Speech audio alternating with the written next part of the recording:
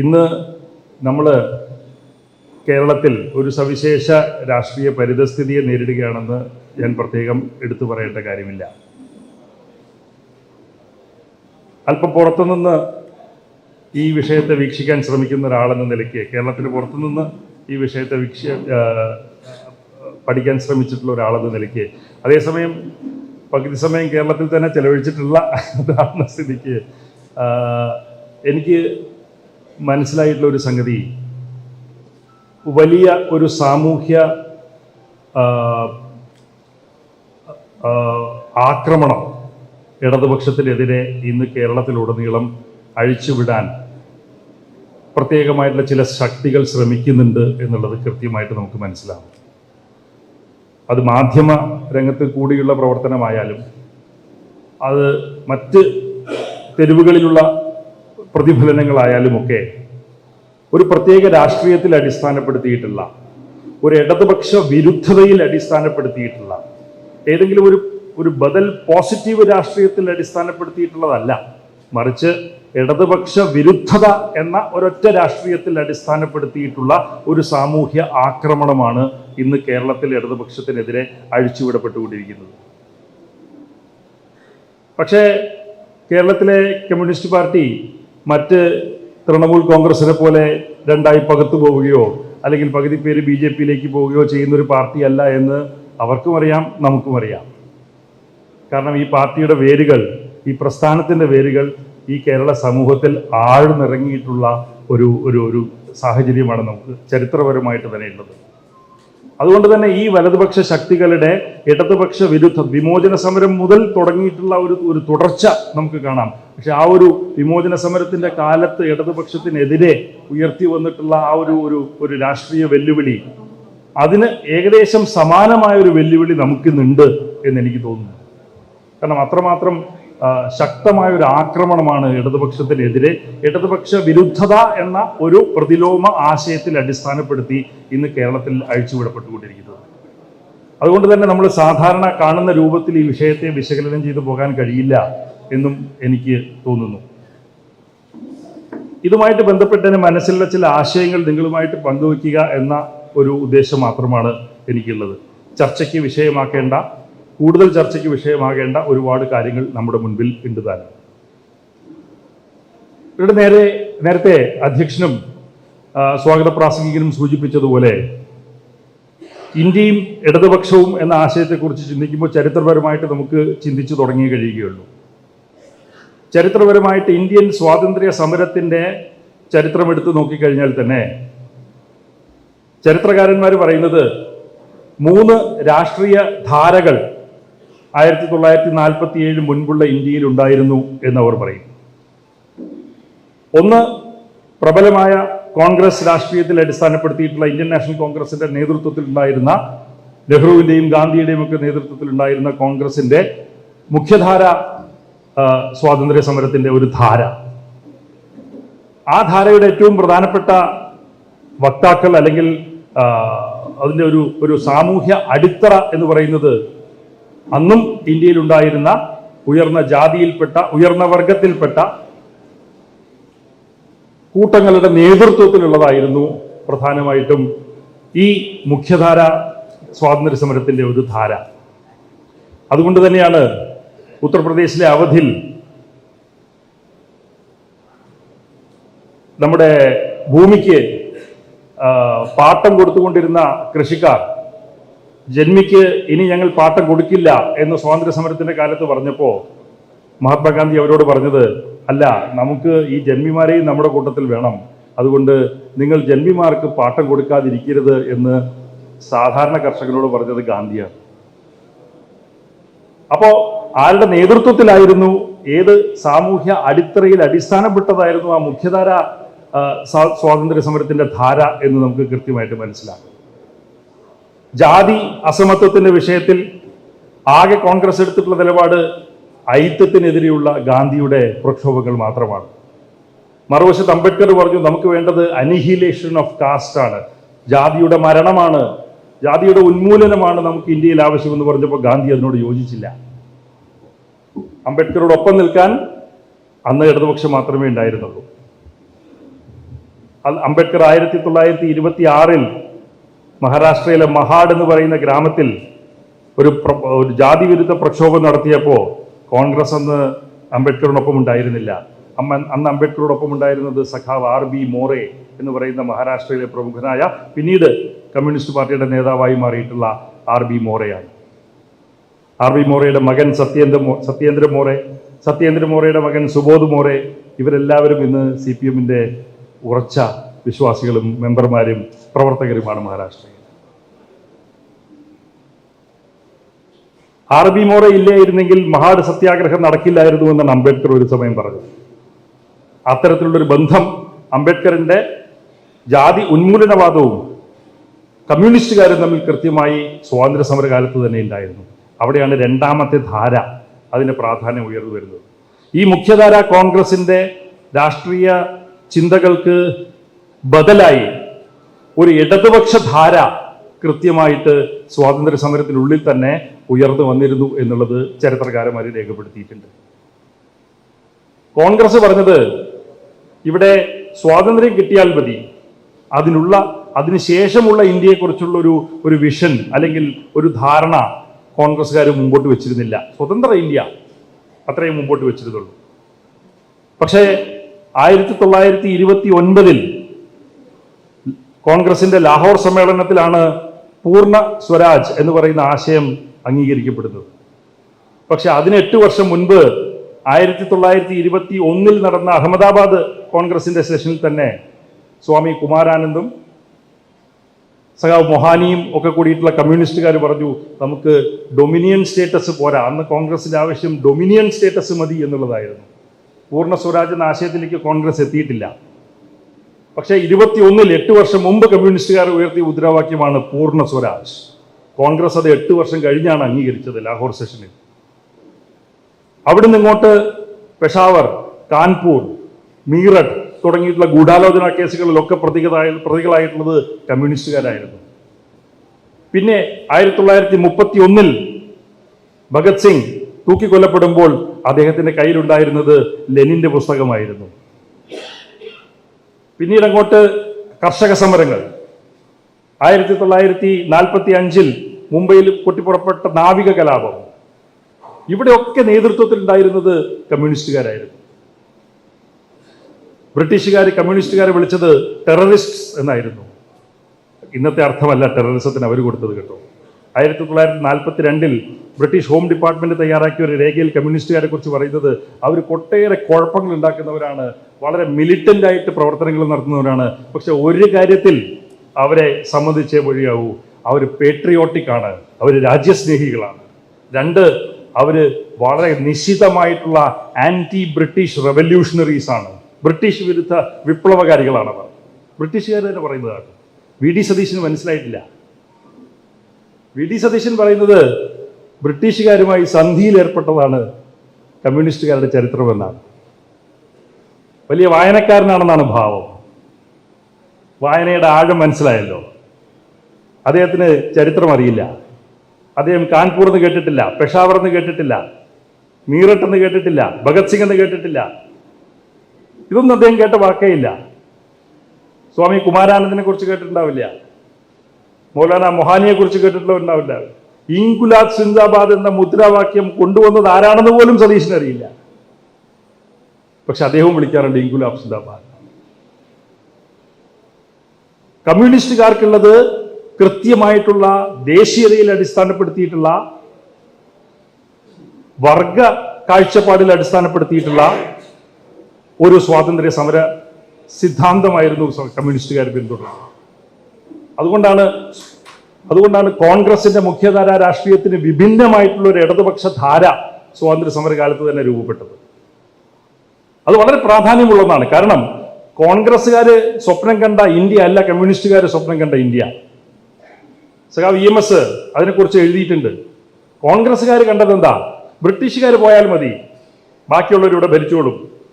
കമ്മ്യൂണിസ്റ്റുകാർ ചോദിച്ച ചോദ്യം ആ ബാക്കിയുള്ളവർ ആരാണ് എന്ന ചോദ്യമാണ് കമ്മ്യൂണിസ്റ്റുകാർ ചോദിച്ചത്. ആരുടെ നേതൃത്വത്തിലാവും 47 ശേഷം ഇന്ത്യ ഭരിക്കപ്പെടുക? എന്ന് ചോദിച്ച കമ്മ്യൂണിസ്റ്റുകാരുടെ ചോദ്യം അന്നും പ്രസക്തമാണ്, ഇന്നും പ്രസക്തമാണ്. കാരണം അന്ന് EMS പറഞ്ഞത് ഇവരെന്താ കാണുന്നത്, സ്വാതന്ത്ര്യം കിട്ടുന്നു, സ്വാതന്ത്ര്യം കിട്ടിയതിന് ശേഷം ഇന്ത്യയെ തിരിച്ചു വർണ്ണാശ്രമ ധർമ്മത്തിലേക്ക് കൊണ്ടുപോകാമെന്നാണ് കോൺഗ്രസിന്റെ മുഖ്യധാരാ നേതാക്കൾ കരുതുന്നത്. അതിനോടാണ് ഞങ്ങൾക്ക് യോജിപ്പില്ലാത്തത്. ആ പ്രാചീന ഭാരതത്തിലേക്കുള്ള തിരിച്ചുപോക്കല്ല കമ്മ്യൂണിസ്റ്റുകാരന്റെ ഇന്ത്യയെക്കുറിച്ചുള്ള സ്വപ്നം. കമ്മ്യൂണിസ്റ്റുകാരന്റെ ഇന്ത്യയെക്കുറിച്ചുള്ള സ്വപ്നം ഒരു പുതിയ ഇന്ത്യയെക്കുറിച്ചുള്ള സ്വപ്നമാണ്. ആ ഇന്ത്യയിൽ ബ്രാഹ്മണ്യത്തിനെതിരെ, ജാതിക്കെതിരെ, അതുപോലെ തന്നെ വർഗങ്ങൾ അടിസ്ഥാനപ്പെടുത്തിയിട്ടുള്ള സമരങ്ങൾ, ഇവയിലൊക്കെ അടിസ്ഥാനപ്പെടുത്തിയിട്ടുള്ള സമരത്തെ ആസ്പദമാക്കി ഉയർന്നു വരുന്ന ഒരു പുതിയ ഇന്ത്യയാണ് കമ്മ്യൂണിസ്റ്റുകാരന്റെ സ്വപ്നം എന്ന് പറഞ്ഞത് EMS ആണ്. അതാണ് കമ്മ്യൂണിസ്റ്റുകാരും കോൺഗ്രസ്സുകാരും തമ്മിൽ ചരിത്രപരമായി തന്നെയുള്ള വ്യത്യാസം. അതിന്റെ അടിസ്ഥാനമായിട്ടാണ് അതിനുശേഷം കേരളത്തിൽ EMS മന്ത്രിസഭ അടക്കം അധികാരത്തിൽ വരുന്നത്. അതിന്റെ അടിസ്ഥാനത്തിലാണ് കൃത്യമായിട്ടുള്ള ഭൂപരിഷ്കരണം, കൃത്യമായിട്ടുള്ള വിദ്യാഭ്യാസത്തിന്റെ, ആരോഗ്യത്തിന്റെ, സാമൂഹ്യ സുരക്ഷയുടെ വികാസമൊക്കെ കേരളത്തിൽ നടക്കുന്നത്. ഈ ഒരു പുതിയ ഇന്ത്യ എങ്ങനെയാവണം എന്ന വ്യത്യസ്തമായ കാഴ്ചപ്പാടിന്റെ അടിസ്ഥാനത്തിൽ കമ്മ്യൂണിസ്റ്റുകാർ കണ്ട ഒരു സ്വപ്നത്തിന്റെ അടിസ്ഥാനത്തിലാണ് ഈ നയങ്ങൾ വികസിച്ചു വരുന്നത്. ഭൂപരിഷ്കരണം ഇവിടെ നടന്നു, പരിപൂർണ വിജയമായിരുന്നു? അല്ല. ഒരുപാട് പേർക്ക് ഇനിയും ഭൂമി കിട്ടിയിട്ടില്ല, വാസ്തവമാണ്. പക്ഷേ ഇത്രയെങ്കിലും ഭൂമി കിട്ടിയിട്ടില്ല മറ്റൊരു സംസ്ഥാനം ഉണ്ടോ കേരളത്തിൽ, അല്ല ഇന്ത്യയിൽ, കേരളത്തെ പോലെ എന്ന് ചോദിക്കണ്ടേ? വേറെ എവിടെയാണ് ഇത്തരത്തിലുള്ള ഭൂപരിഷ്കരണം നടന്നിട്ടുള്ളത്? മറ്റ് സംസ്ഥാനങ്ങളുടെ ഗ്രാമങ്ങളിൽ പോയി കഴിഞ്ഞാൽ 50% ഗ്രാമത്തിലെ ജനങ്ങൾക്കും ഭൂമിയില്ല. ആ ഭൂമിയില്ലാത്ത ജനസംഖ്യയിൽ 50% ജനങ്ങളിൽ 3/4 ദളിതർ, ആദിവാസികൾ. അതാണോ കേരളത്തിലെ സ്ഥിതി? അല്ല. കാരണം നമ്മൾ കൊണ്ടുവന്ന, ഇടതുപക്ഷം കൊണ്ടുവന്ന ഒരു ബദൽ ആശയത്തിൽ അടിസ്ഥാനപ്പെടുത്തിയിട്ടുള്ള, ബദൽ രാഷ്ട്രീയത്തിൽ അടിസ്ഥാനപ്പെടുത്തിയിട്ടുള്ള, അന്ന് കമ്മ്യൂണിസ്റ്റുകാർ കണ്ട പുതിയൊരു സ്വപ്നത്തിനെ അടിസ്ഥാനപ്പെടുത്തിയിട്ടുള്ള പുതിയ കേരളം പടുത്തുയർത്താനാണ് 1957 ശേഷം കേരളത്തിലെ കമ്മ്യൂണിസ്റ്റുകാർ ശ്രമിച്ചത്. അതുകൊണ്ടാണ് ഞാൻ പറഞ്ഞത്, തൃണമൂലിനെ പോലെ രണ്ടായി പോകുന്ന പാർട്ടിയല്ല, ഒരു ഇലക്ഷൻ തോറ്റു കഴിഞ്ഞാൽ രണ്ടായി പോകുന്ന പാർട്ടിയല്ല ഇവിടുത്തെ ഇടതുപക്ഷം. കൂടുതൽ ശക്തമായി സാമൂഹ്യ വേദികൾ കുറച്ചുകൂടി ഉറപ്പിച്ച് ജനങ്ങളിലേക്ക് കൂടുതൽ ഇറങ്ങി വിശ്വാസം ആർജിച്ചുകൊണ്ട് മടങ്ങി വരാനുള്ള ശ്രമം നടത്തുന്നവരാണ് കമ്മ്യൂണിസ്റ്റുകാർ കേരളത്തിൽ. അത് ഇവിടുത്തെ കോൺഗ്രസ്സുകാർ മനസ്സിലാക്കിയാൽ അവർക്ക് കൊള്ളാം. ഇവിടെ ഞാൻ പറഞ്ഞു വന്നത് എന്താ? രാഷ്ട്രീയ ധാരകൾ. മൂന്നാമതൊരു രാഷ്ട്രീയ ധാര കൂടി സ്വാതന്ത്ര്യ സമരത്തിന്റെ കാലത്തുണ്ടായിരുന്നു. ആ ധാരയുടെ പ്രത്യേകത, അവർ സ്വാതന്ത്ര്യ സമരത്തിൽ പങ്കെടുത്തിട്ടില്ലായിരുന്നു എന്നുള്ളതാണ് ആ ധാരയുടെ പ്രത്യേകത. RSSകാർ 1932 RSSന്റെ നേതാവായിരുന്ന മൂഞ്ചെ, BS മൂഞ്ചെ, അദ്ദേഹം ജർമ്മനിയിൽ ഒരു യാത്രയ്ക്ക് പോയി. ഹിറ്റ്ലറെ അദ്ദേഹം പരിചയപ്പെട്ടു. ഹിറ്റ്ലറിന്റെ പടയെ അദ്ദേഹം കണ്ടു. അവരുടെ ഒരു യൂണിഫോം അദ്ദേഹം ശ്രദ്ധിച്ചു. അവർക്ക് എല്ലാവർക്കും കാക്കി നിക്കറായിരുന്നു അവരുടെ യൂണിഫോം. ഹിറ്റ്ലറുടെ പട. അദ്ദേഹം ഇന്ത്യയിലേക്ക് തിരിച്ചു വന്നിട്ട് പറഞ്ഞു, നമുക്ക് ഹിറ്റ്ലറിന്റെ പോലെ ഒരു ആർമി ഇവിടെ വേണം, ഹിറ്റ്ലറിന്റെ പോലത്തെ ഒരു ആർമി ഇവിടെ വേണം. അത് RSSന്റെ യൂണിഫോം ആക്കി അവർ മാറ്റി. അപ്പൊ RSS ഈ അടുത്ത കാലമാണ് പാന്റ് ആക്കിയത്. അതുവരെ നിക്കറായിരുന്നു. ഈ നിക്കർ എവിടെ നിന്ന് കിട്ടിയെന്ന് ചോദിച്ചു കഴിഞ്ഞാൽ ഹിറ്റ്ലറിന്റെ നിക്കറായിരുന്നു ഇവിടുത്തെ RSSകാര് കഴിഞ്ഞ കുറച്ച് വർഷങ്ങൾ മുമ്പ് വരെ ധരിച്ചിരുന്നത്. അവര് തന്നെ നിഷേധിക്കുന്നില്ല കേട്ടോ, അവര് തന്നെ നിഷേധിക്കുന്നില്ല. അതേ സംഗതി 2026 രണ്ടാഴ്ചകൾക്ക് മുൻപ് ചെന്നൈയിൽ നടന്ന ഒരു അഭിമുഖത്തിൽ ഇന്നത്തെ തെലങ്കാന മുഖ്യമന്ത്രി രേവന്ത് റെഡ്ഡി പറയുകയാണ്, ഞാൻ ഹിറ്റ്ലറിന്റെ ഒരു ആരാധകനാണ്, ഞാനിവിടെ ഒരു പുതിയ കൂട്ടം രൂപീകരിക്കാൻ പോവുകയാണ്, അതിന്റെ പേരാണ് ഹൈഡ്ര. അദ്ദേഹം പറയാണ്. അപ്പോ മൂഞ്ചെ മുതൽ രേവന്ത് റെഡ്ഡി വരെ ഹിറ്റ്ലറിന്റെ ആരാധകർ ഇന്ത്യയിൽ ഒരു കുറവും വന്നിട്ടില്ല അവർക്ക്. ആ ആശയം ഈ കഴിഞ്ഞ ഒരു നൂറ്റാണ്ട് കൊണ്ട് 1932 മുതൽ 2026 വരെ എടുത്തു നോക്കുമ്പോൾ ആ ആശയത്തിനുണ്ടായിട്ടുള്ള കടുത്ത ഒരു ശക്തിപ്പെടൽ ഇന്ത്യയിൽ നമുക്ക് കാണാൻ കഴിയും. അത് നമ്മൾ കുറച്ച് കാണേണ്ട ഒരു സംഗതിയല്ല. അവർ ഇന്ത്യൻ സ്വാതന്ത്ര്യ സമരത്തിൽ പങ്കെടുത്തിട്ടില്ല. പക്ഷെ എന്തുകൊണ്ട് അവർക്ക് ഇന്നും സാമൂഹ്യ മനസ്സുകളിൽ ഇത്തരത്തിലുള്ള ഇടം നേടാൻ സാധിക്കുന്നു എന്നുള്ളത് നമ്മൾ പരിശോധിക്കേണ്ട ഒരു വിഷയമാണ്. മൂഞ്ചെ തിരിച്ചു വന്നു. അതിനു മുമ്പ് 1926 സാവർക്കർ അദ്ദേഹത്തിന്റെ പുസ്തകം എഴുതി. അവിടെയാണ് അദ്ദേഹം ഹിന്ദുത്വ എന്താണെന്ന് പറയുന്നത്. ആരാണ്? ഫാദർലാൻഡും മദർലാൻഡും, മാതൃഭൂമിയും പിതൃഭൂമിയും ഇന്ത്യയിലായവരാണ് ഇന്ത്യക്കാർ എന്ന് അദ്ദേഹം നിർവചിക്കുന്നു. അവർ മാത്രം മതി ഇന്ത്യയിൽ, മറ്റുള്ളവർ ഇന്ത്യയിൽ വേണ്ട. അങ്ങനെ അവർ കൊണ്ടുവരുന്ന മുദ്രാവാക്യമാണ് നമുക്ക് 3 ശത്രുക്കൾ. 3 ശത്രുക്കൾ ആരാണ്? 1 മുസ്ലിങ്ങൾ, 2 ക്രിസ്ത്യാനികൾ, 3 കമ്മ്യൂണിസ്റ്റുകാർ. MCC, Muslims, Christians and communist. ഈ 3 ശത്രുക്കളെ അടിസ്ഥാനപ്പെടുത്തിയാണ് അവരുടെ പ്രവർത്തനം സംഘടിപ്പിച്ചു വന്നിട്ടുള്ളത്. അതിനവർക്ക് മറ്റൊന്നും വിഷയമായിട്ടില്ല. ബ്രിട്ടീഷുകാരുമായി സന്ധി ചെയ്യാൻ അവർക്ക് പ്രശ്നമുണ്ടായിട്ടില്ല. അതുകൊണ്ടാണല്ലോ സാവർക്കർ 5 മാപ്പ് എഴുതി കൊടുത്തുകൊണ്ട് ജയിലിൽ നിന്നും കൃത്യമായി ഇറങ്ങി വന്നത്. അതിനുശേഷമുള്ള എല്ലാ സ്വാതന്ത്ര്യ സമര പ്രക്ഷോഭങ്ങളിലും ഗോൾവാൾക്കർ അവരോട് പറഞ്ഞു, നിങ്ങൾ ഈ സ്വാതന്ത്ര്യ സമരത്തിൽ പങ്കെടുക്കരുത്. കാരണം ഈ സ്വാതന്ത്ര്യ സമരം ഒരു പ്രോ ഹിന്ദു സ്വാതന്ത്ര്യ സമരമല്ല, അത് മതനിരപേക്ഷ സ്വാതന്ത്ര്യ സമരമാണ്. അത് നമ്മുടെ സ്വാതന്ത്ര്യ സമരമല്ല. നമ്മുടെ സ്വാതന്ത്ര്യ സമരം ഹിന്ദു രാഷ്ട്രം ഉണ്ടാക്കാനുള്ള ശ്രമമാണ്. ബ്രിട്ടീഷുകാർ ഒരു സൈഡ് സ്റ്റോറിയാണ്, അത് നമ്മൾ കാര്യമാക്കേണ്ട കാര്യമില്ല. അവർ നിന്നോട്ടെ പൊക്കോട്ടെ, നമുക്കിവിടെ ഹിന്ദു രാഷ്ട്രം ഉണ്ടാക്കുക എന്ന നമ്മുടെ ലക്ഷ്യമാണ് നമുക്ക് പ്രധാനം എന്ന് പറഞ്ഞുകൊണ്ട് കൃത്യമായിട്ടുള്ള രാഷ്ട്രീയ പ്രവർത്തനം അന്നേ അവർ തുടങ്ങിക്കഴിഞ്ഞു. അതുതന്നെ പിന്നീട് ഹെഡ്ഗേവാർ പറഞ്ഞു, അതുതന്നെ പിന്നെ ശ്യാമപ്രസാദ് മുഖർജി പറഞ്ഞു. ഇവരുടെ ഒക്കെ ചരിത്രമെടുത്ത് പരിശോധിച്ച് നോക്കിക്കഴിഞ്ഞാൽ ബ്രിട്ടീഷ് ഭരണത്തോട്, ബ്രിട്ടീഷ് സാമ്രാജ്യത്വത്തോട് സന്ധി ചെയ്തിട്ടുള്ള ഒരു രാഷ്ട്രീയ സമരമാണ് ഇവരെല്ലാവരും മുൻപോട്ട് വെച്ചിട്ടുള്ളത്. മറ്റൊരു വിഷയത്തിലും അടൽ ബിഹാരി വാജ്പേയി 1942 ഉത്തർപ്രദേശിലെ ബട്ടേശ്വർ എന്ന് പറയുന്ന സ്ഥലത്ത് സ്വാതന്ത്ര്യ സമരത്തിൽ, ക്വിറ്റ് ഇന്ത്യ സമരത്തിൽ പങ്കെടുക്കാൻ ഇറങ്ങി എന്നാണ് RSSകാർ പറയുന്നത്. പക്ഷേ വാസ്തവം എന്താണ്? അന്നൊരു പയ്യനായിരുന്നു വാജ്പേയി. പക്ഷെ വാജ്പേയി പേടിച്ചു പോയി. ബട്ടേശ്വർ സമരത്തിൽ വാജ്പേയി അറസ്റ്റ് ചെയ്തു. ബട്ടേശ്വർ സമരത്തിൽ വാജ്പേയി അറസ്റ്റ് ചെയ്തപ്പോൾ വാജ്പേയി പെട്ടെന്ന് തന്നെ ജയിലിൽ നിന്ന് ഇറങ്ങാൻ, ഞാൻ എൻ്റെ കൂടെയുള്ളവരുടെ ഒക്കെ പേര് പോലീസിന് പറഞ്ഞു തരാം. അങ്ങനെ കൂടെ ഉണ്ടായിരുന്ന RSSകാരെയൊക്കെ, കൂടെ ഉണ്ടായിരുന്ന കോൺഗ്രസ്സുകാരെയൊക്കെ ഒറ്റിക്കൊടുത്ത് ജയിലിൽ നിന്ന് ഇറങ്ങിയ ആളാണ് അടൽ ബിഹാരി വാജ്പേയി. 1942 ഉത്തർപ്രദേശ് ബട്ടേശ്വർ. ഇതാണ് അവരുടെ ചരിത്രം. ഇവരാണ് കമ്മ്യൂണിസ്റ്റുകാരോട് പറയുന്നത് നിങ്ങൾ രാജ്യവിരുദ്ധരാണ്. ഇവരാണ് കമ്മ്യൂണിസ്റ്റുകാരോട് പറയുന്നത്, അല്ലെങ്കിൽ ഇടതുപക്ഷക്കാരോട് പറയുന്നത് നിങ്ങൾ പാകിസ്ഥാനിലേക്ക് പോകുക. പക്ഷെ ഇവർക്ക് ഇന്ന് ജനമനസ്സുകളിൽ ഒരു സ്ഥാനം നേടാൻ സാധിച്ചിരിക്കുന്നു. അതെന്തുകൊണ്ടാണ്? അവിടെയും നമ്മൾ നമ്മുടെ ആശയത്തിൽ അടിസ്ഥാനപ്പെടുത്തിയിട്ടുള്ള പരിശോധനകൾ നമ്മൾ നടത്തേണ്ടതുണ്ട്. ഞാൻ അതിലേക്ക് അല്പസമയത്തിനുള്ളിൽ മടങ്ങി വരാം. പക്ഷേ സ്വാതന്ത്ര്യം കഴിഞ്ഞ് നമ്മൾ ഇങ്ങോട്ട് വരുമ്പോൾ ഇടതുപക്ഷത്തിന്റെ ഏറ്റവും ശക്തമായിട്ടുള്ള പ്രവർത്തനം EMS പറഞ്ഞിട്ടുണ്ട്, കോൺഗ്രസ്സുകാർക്ക് ചെയ്യാൻ പറ്റാത്തത് കഴിയും എന്നുള്ളത് കൊണ്ടാണ് കമ്മ്യൂണിസ്റ്റുകാർ ജനങ്ങൾ ഇഷ്ടപ്പെടുന്നത്. ഭൂപരിഷ്കരണം ഇവിടുത്തെ സ്വാതന്ത്ര്യ സമരത്തിന്റെ മുദ്രാവാക്യമായിരുന്നു. പക്ഷെ കോൺഗ്രസിന് അത് ഏറ്റെടുത്ത് നടത്താൻ സാധിച്ചിട്ടില്ല.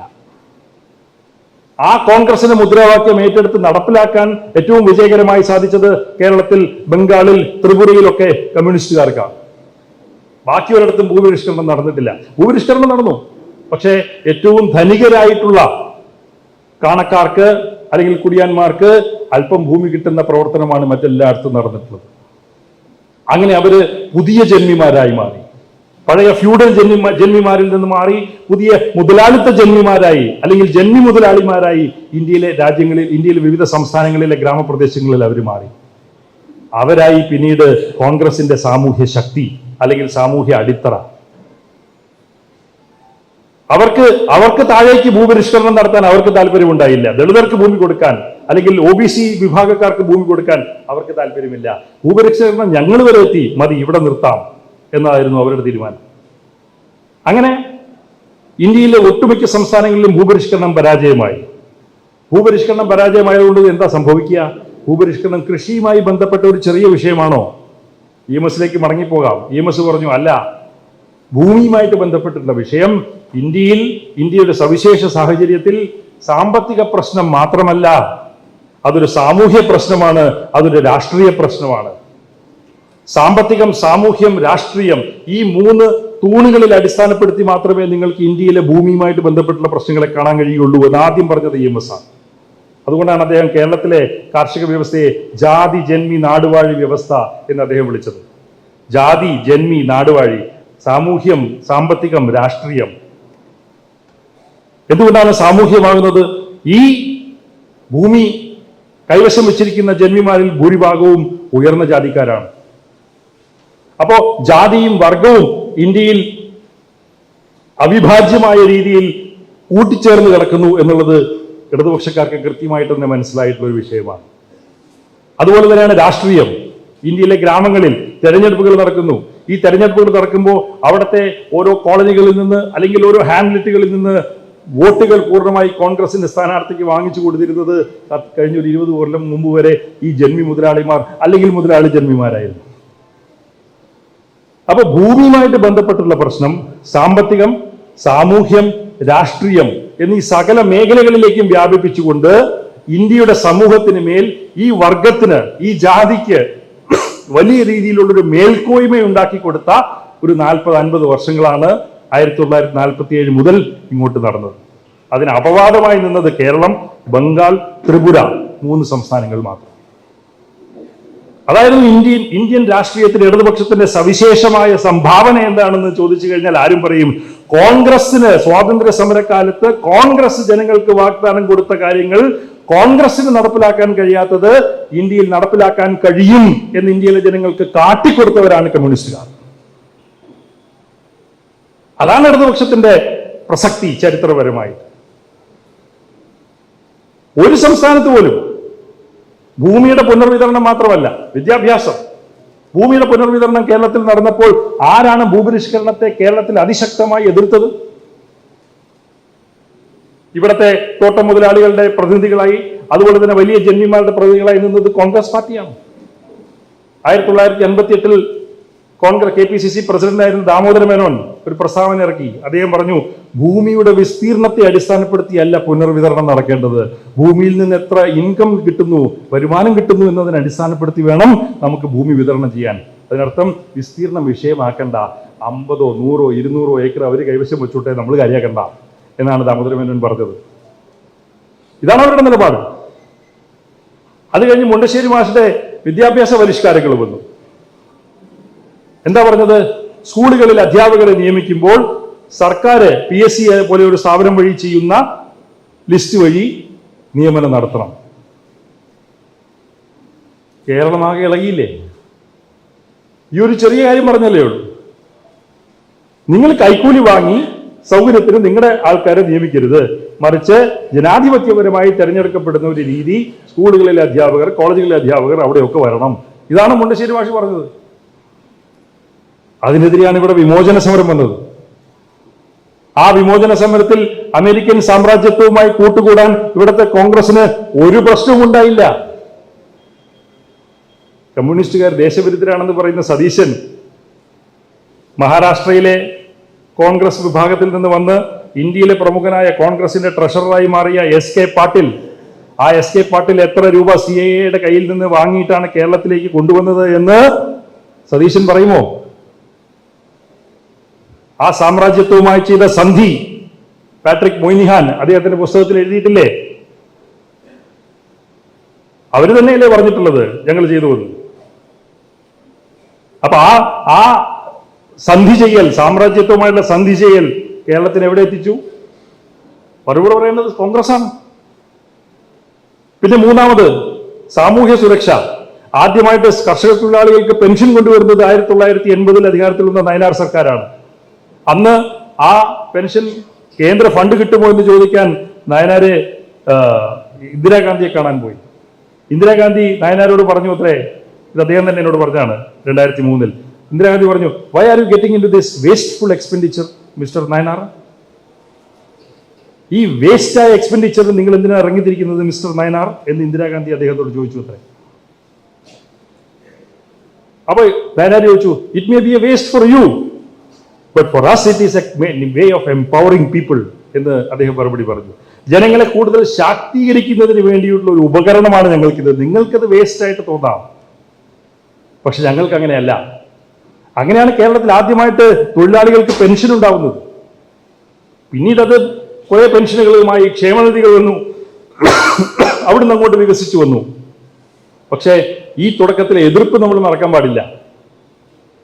അവരാണ് ഇന്ന് ഇന്ദിരാ ഗ്യാരണ്ടിയുമായിട്ട് വരുന്നത്. അപ്പോൾ അവർക്ക് വേസ്റ്റ് ആയിട്ട് തോന്നുന്നില്ല. അപ്പം ഈ കേരളത്തിലെ സാഹചര്യത്തിൽ, നമ്മളിപ്പോൾ കേരളത്തിലെ സാഹചര്യം മാത്രം ഇവിടെ സംസാരിക്കാം സമയക്കുറവ് മൂലം, ബംഗാളിലെയോ ത്രിപുരയിലോ സാഹചര്യത്തിൽ സംസാരിക്കാൻ നമുക്ക് സമയമില്ല. പക്ഷേ ഇന്ത്യൻ സ്വാതന്ത്ര്യ സമരത്തിന്റെ സ്വപ്നങ്ങൾ, ഇന്ത്യൻ സ്വാതന്ത്ര്യ സമരത്തിന്റെ വാഗ്ദാനങ്ങൾ പരിപൂർണതയിലേക്ക് എത്തിക്കാൻ വേണ്ടിയിട്ട് 1947 ശേഷം ഇന്ത്യയിൽ പ്രവർത്തിച്ച ഒരേയൊരു രാഷ്ട്രീയ കക്ഷിയുള്ളൂ, അത് ഇന്ത്യയിലെ കമ്മ്യൂണിസ്റ്റുകാരാണ്. മറ്റൊരു ഇന്ത്യ ഇവിടെ സാധ്യമാണ് എന്ന ഒരു സാഹചര്യം, എന്നൊരു പോസിബിലിറ്റി അവിടെ ലൈവാക്കി നിർത്തിയത് കമ്മ്യൂണിസ്റ്റുകാരാണ്. ഇവിടെ വിദ്യാഭ്യാസത്തിന്റെ പുരോഗതി സാധ്യമാണോ? ആണ് എന്ന് ഉദാഹരണ സഹിതം കാണിച്ചു കൊടുത്തതും കേരളത്തിലെ കമ്മ്യൂണിസ്റ്റുകാരും മറ്റ് ഇടതുപക്ഷ പ്രസ്ഥാനങ്ങളുമാണ്. ഇവിടെ സമ്പൂർണ്ണ ആരോഗ്യം സാധ്യമാണോ എന്ന് ചോദിച്ചാൽ സാധ്യമാണ് എന്ന് ഉദാഹരണ സഹിതം കാണിച്ചു കൊടുത്തത് ഇവിടുത്തെ കമ്മ്യൂണിസ്റ്റുകാരാണ്. ഇവിടെ സാമൂഹ്യ സുരക്ഷ ഇത്രയും കോംപ്രഹെൻസീവായിട്ട് സാധ്യമാണോ എന്ന് ചോദിച്ചാൽ സാധ്യമാണ് എന്ന് കാട്ടിക്കൊടുത്തത് ഇവിടുത്തെ കമ്മ്യൂണിസ്റ്റുകാരാണ്. ഈ മൂന്നെണ്ണത്തിനും കൃത്യമായി രാഷ്ട്രീയമായിട്ട് കേരളത്തിൽ കമ്മ്യൂണിസ്റ്റുകാരെ എതിർത്ത ചരിത്രമാണ് ഇവിടുത്തെ കോൺഗ്രസിനും UDF-നും ഉള്ളത്. പിന്നീട് അങ്ങോട്ട് 90-കൾ വന്നു. 90-കൾ വന്നപ്പോൾ 73, 74 ഭരണഘടന ഭേദഗതി പാസ്സായി. പഞ്ചായത്തുകളും കോർപ്പറേഷനുകളും മുനിസിപ്പാലിറ്റികളും കൊണ്ടുവരാൻ ഇവിടെ നിയമം വന്നു. എന്താ കാര്യം?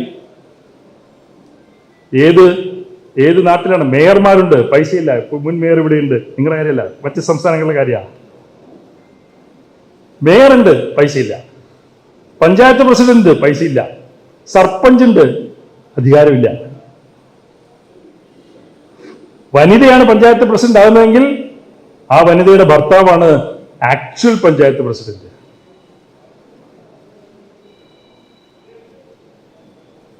ഉത്തർപ്രദേശിലെ ഗ്രാമങ്ങളിൽ ഒരു പദമുണ്ട്, സർപഞ്ച് പതി എന്നാണ് പേര്. സർപഞ്ച് പതി, രണ്ട് വാക്കാണ്. സർപഞ്ചിന്റെ പതി എന്ന് പറഞ്ഞാൽ ഹിന്ദിയിൽ ഭർത്താവ്. സർപഞ്ച് ഭർത്താവ് എന്നൊരു കാറ്റഗറി തന്നെ മറ്റു സംസ്ഥാനങ്ങളിലുണ്ട്. അതാ വനിതകളായി തെരഞ്ഞെടുക്കപ്പെടുന്ന പഞ്ചായത്ത് പ്രസിഡന്റുമാർക്ക് വേണ്ടി ശരിക്കും അധികാരം കൈയാളുന്നവനാണ് സർപഞ്ച് പതി, സർപഞ്ചിന്റെ ഭർത്താവ്. അത് സർപഞ്ച് വനിതയാകുമ്പോൾ മാത്രമേ ഉള്ളൂ കേട്ടോ. സർപഞ്ച് ബീവി എന്നൊരു പദമില്ല, സർപഞ്ച് പതിയേ ഉള്ളൂ. സർപഞ്ച് ബീവി ഇല്ല, സർപഞ്ച് മഹിള ഇല്ല, സർപഞ്ച് പതിയേ ഉള്ളൂ. പക്ഷെ കേരളത്തിൽ എന്താ സ്ഥിതി? ഒരു സർപഞ്ച് പതി ഉണ്ടോ? വനിതകൾ അധികാരത്തിൽ വന്നു കഴിഞ്ഞാൽ ആ വനിതകൾ തന്നെയാണ് അധികാരം കൈയാളുന്നത്. ആ വനിതയുടെ ഭർത്താവിന്, അദ്ദേഹം അവിടെ ആ പ്രദേശത്ത് ഒരു പ്രമുഖ രാഷ്ട്രീയ പ്രവർത്തകനാണെങ്കിൽ ചിലപ്പോ അതിൻ്റെതായിട്ടുള്ള ഒരു പങ്കുണ്ടാവാം എന്നുള്ളതല്ലാതെ ആ വനിതയ്ക്ക് പകരം ആ സീറ്റിൽ കയറിയിരിക്കുക, ആ വനിതയ്ക്ക് പകരം അവിടുത്തെ ഭരണം നടത്തുക, ടെൻഡർ പരിശോധിക്കുക, കേരളത്തിൽ നടക്കുന്ന കാര്യമാണ്. പക്ഷെ മറ്റ് സംസ്ഥാനങ്ങളിലെ പച്ചയായ നഗ്നമായ യാഥാർത്ഥ്യമാണ് ഞാനിപ്പോ പറഞ്ഞത്. അപ്പൊ 73, 74 അമെന്റ്മെന്റ് വന്നു. മറ്റു സ്ഥലങ്ങളിൽ പൈസയില്ല, അധികാരമില്ല. ഇത് രണ്ടും കൊടുക്കാൻ ധൈര്യം കാണിച്ച, രാഷ്ട്രീയ ഇച്ഛാശക്തി കാണിച്ച സംസ്ഥാനം കേരളമാണ്. കേരളത്തിലെ പഞ്ചായത്ത് സംവിധാനങ്ങൾ കാണാൻ വരുന്ന മറ്റ് സംസ്ഥാനങ്ങളിലെ പ്രതിനിധികൾ ആശ്ചര്യപ്പെട്ടല്ല, ഷോക്കഡായിട്ടാണ് മടങ്ങിപ്പോവാൻ. ഇതെങ്ങനെ സാധിക്കും? ഇതെങ്ങനെ നിങ്ങൾക്ക് സാധിച്ചു?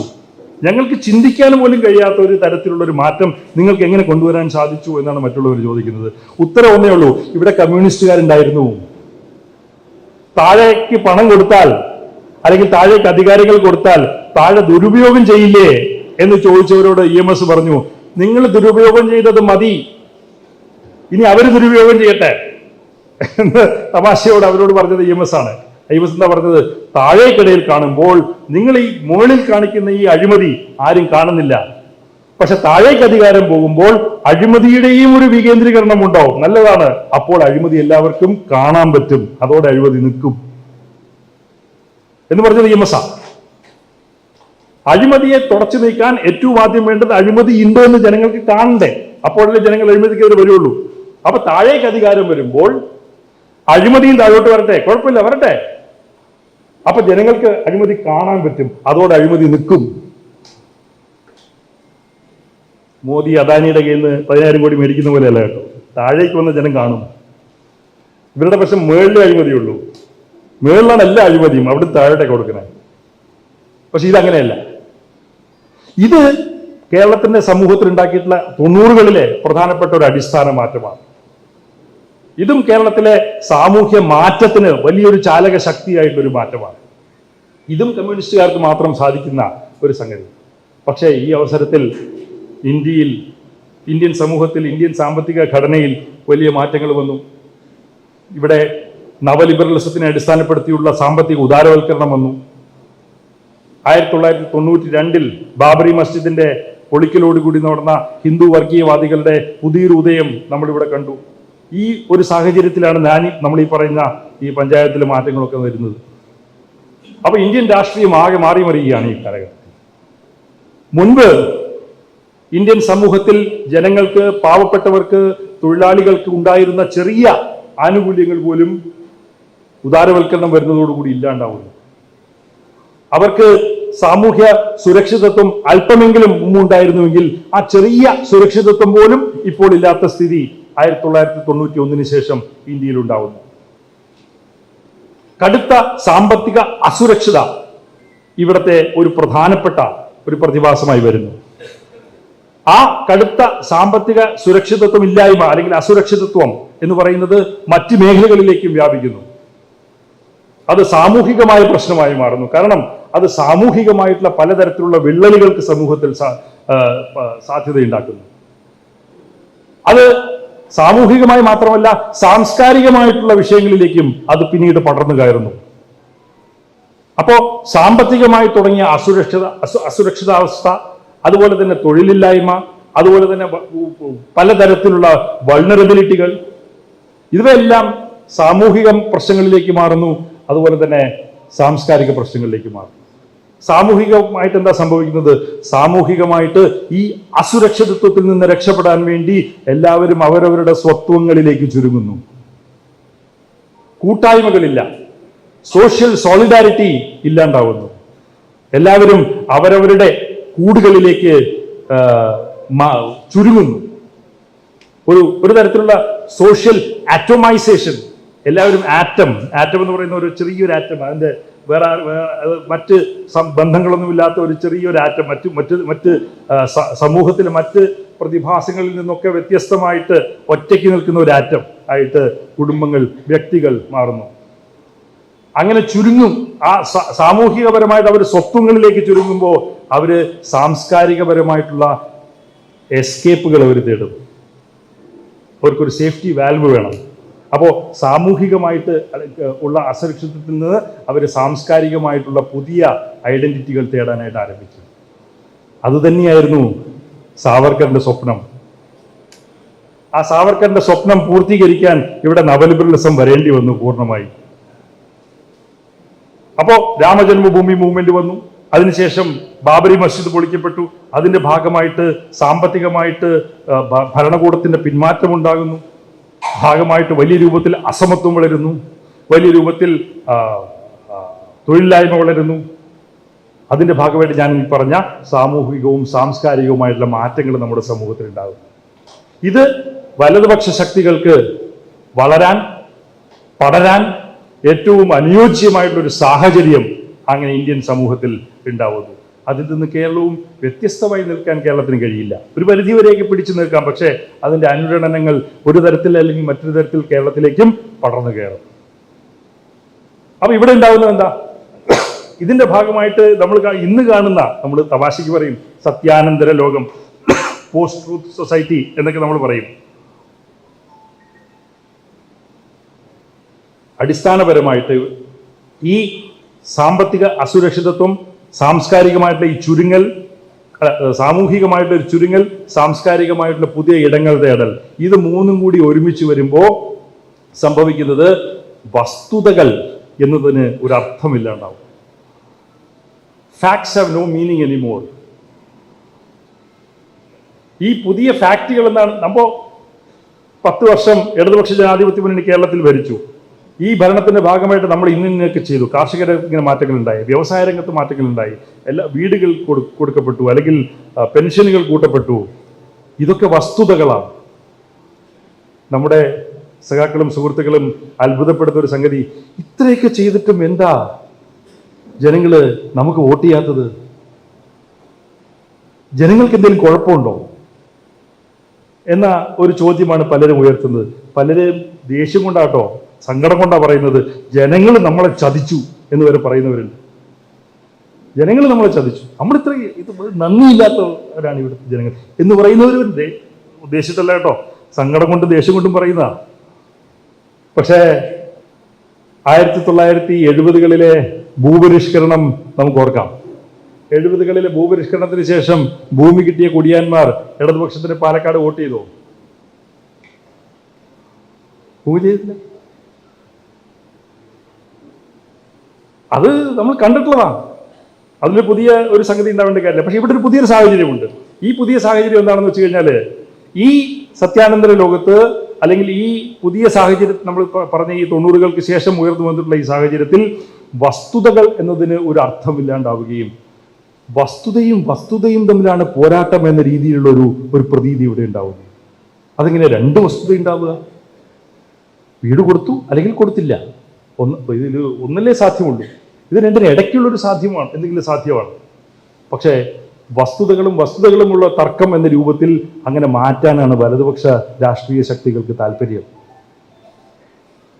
അങ്ങനെ വസ്തുതകളും താല്പര്യമില്ല തമ്മിലൊരു തർക്കമായിട്ടത് മാറുമ്പോൾ, ഇത് എൻ്റെ വസ്തുത, അത് നിങ്ങളുടെ വസ്തുത എന്ന രീതിയിലുള്ള ഒരു പോസ്റ്റ് മോഡേണിസ്റ്റ് ചിന്താഗതിയിലേക്ക് വസ്തുനിഷ്ഠമായ സത്യങ്ങളോ വസ്തുതകളോ ഇല്ല, എല്ലാം ആപേക്ഷികമായ സത്യങ്ങളും വസ്തുതകളുമാണ് എന്ന ഒരു പുതിയ തത്വശാസ്ത്രത്തിന്റെ ഉദയം ഇവിടെ ഉണ്ടാവുന്നു. മുമ്പേ ഉണ്ട്, പുതിയതെന്നല്ല. പക്ഷേ പുതിയ സാഹചര്യത്തിൽ ആ തത്വശാസ്ത്രത്തിന്, ആ സിദ്ധാന്തത്തിന് കൂടുതൽ ബലം കിട്ടുന്നു, കൂടുതൽ പോപ്പുലാരിറ്റി നാട്ടുകാർക്കിടയിൽ ഉണ്ടാവുന്നു. അതെന്താ? ഈ വലതുപക്ഷത്തിന്റെ വസ്തുതയും നമ്മുടെ വസ്തുതയുമുള്ള വ്യത്യാസം. നമ്മുടെ വസ്തുത വസ്തുനിഷ്ഠമായ വസ്തുതയാണെന്ന് നമ്മൾ വിശ്വസിക്കുന്നു, ആയിരിക്കാം.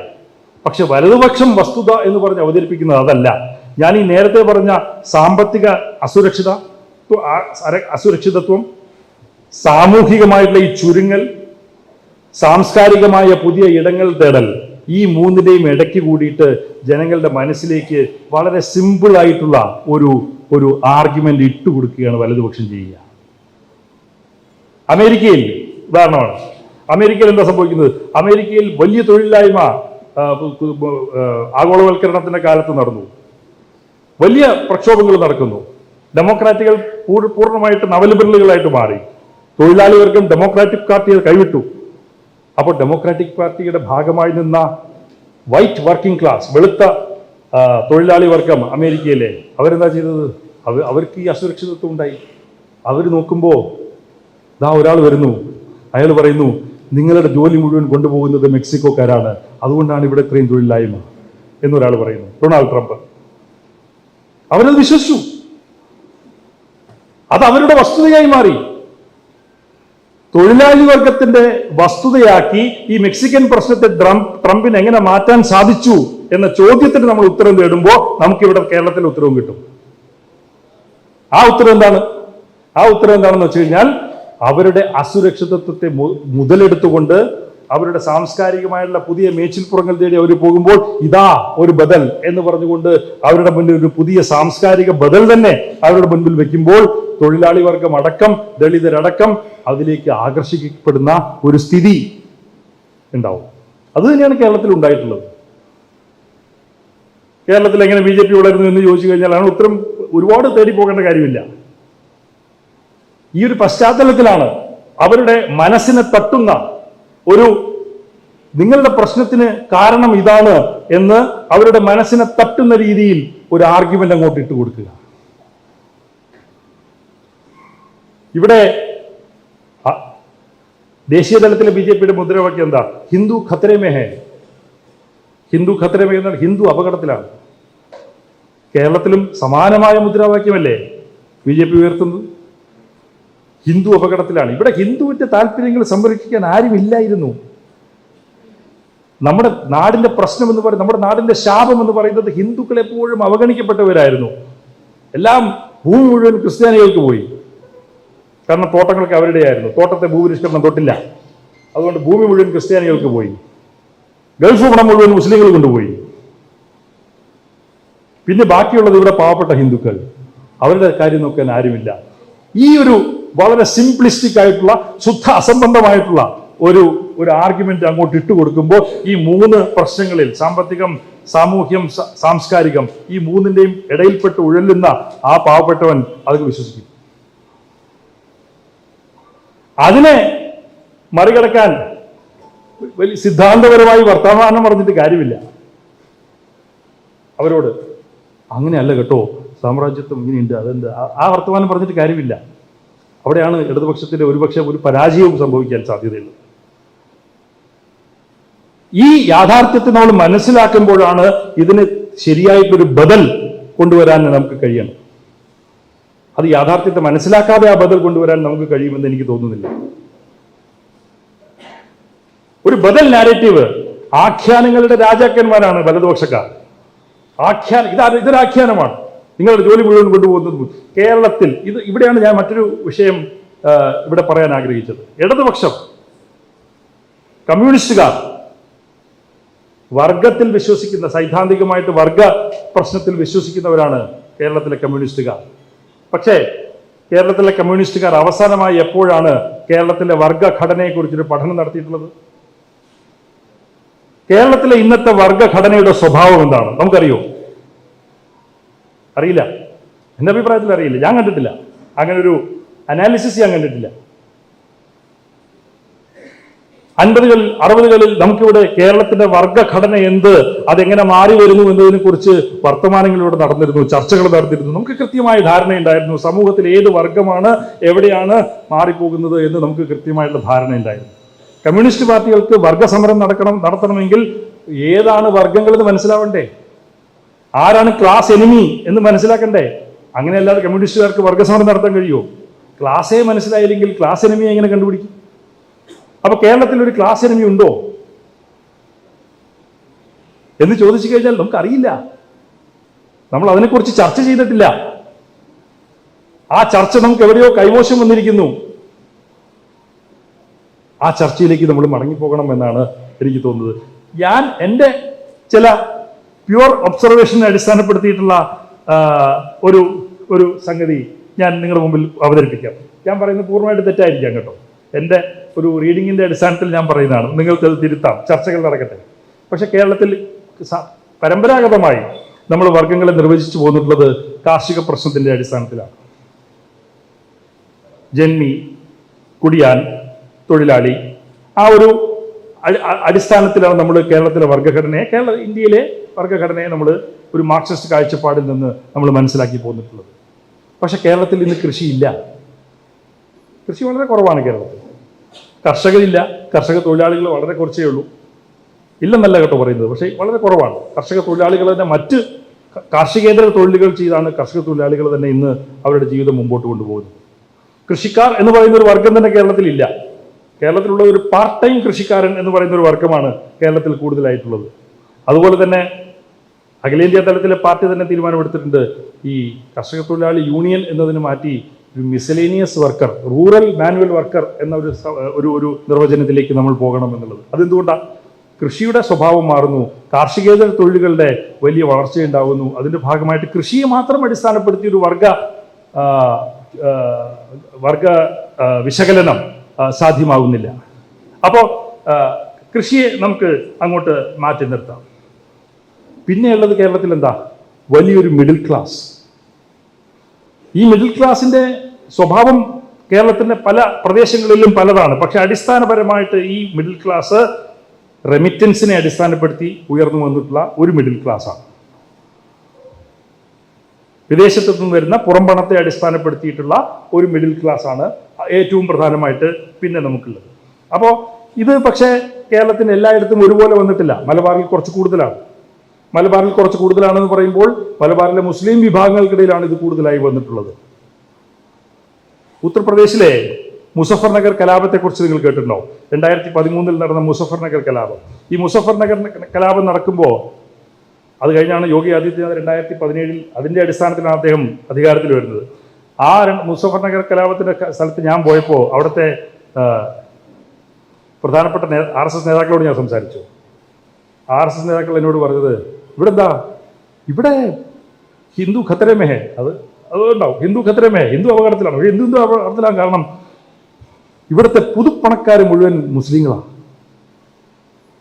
അവർ പുതുപ്പണക്കാർ മുഴുവൻ മുസ്ലിങ്ങളാന്ന് പറയുമ്പോൾ എന്താ കാരണം? അവർക്ക് എവിടുന്ന ഖുറേഷി എന്ന് പറയുന്ന മുസ്ലിങ്ങൾക്കിടയിൽ തന്നെ ജാതി സമ്പ്രദായമുണ്ട്. അതിൻ്റെ ഏറ്റവും ഉയർന്ന തലത്തിൽ നിൽക്കുന്നതാണ് ഖുറേഷിമാർ.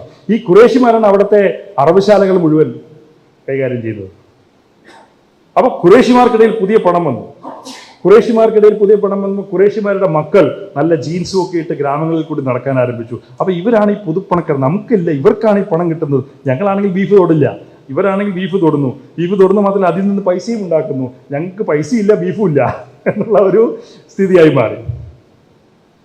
അതിൻ്റെ അടിസ്ഥാനത്തിലാണ് അറവുശാലകളെ അടിസ്ഥാനപ്പെടുത്തിയിട്ടുള്ള കേന്ദ്രമാക്കി നിർത്തിക്കൊണ്ടുള്ള ഒരു സാമൂഹ്യ പരിപാടി RSS ഉത്തർപ്രദേശിൽ ആരംഭിക്കുന്നത്. അതിനവർക്ക് 3 വർഷത്തിനുള്ളിൽ കൃത്യമായ ഫലവും അവർക്ക് കിട്ടി. അപ്പോൾ അവർ വർഗത്തിനെയും മതത്തിനെയും ഒന്നിച്ച് കൈകാര്യം ചെയ്തു വളരെ സമർത്ഥമായി. പുതിയ വർഗം ഉയർന്നു വരുന്നു, ഖുറേഷിമാർ. പക്ഷേ അവർ മുസ്ലിങ്ങളാണ്. അപ്പോൾ ഈ മതത്തിനെ അതിൻ്റെ കൂടെ കൂട്ടിക്കെട്ടി അവർക്കെതിരെയുള്ളൊരു മുദ്രാവാക്യമാക്കി പാവപ്പെട്ട ഹിന്ദുക്കൾക്കിടയിൽ, ജാട്ട് കർഷകർക്കിടയിൽ അവരതിനെ വിതറി.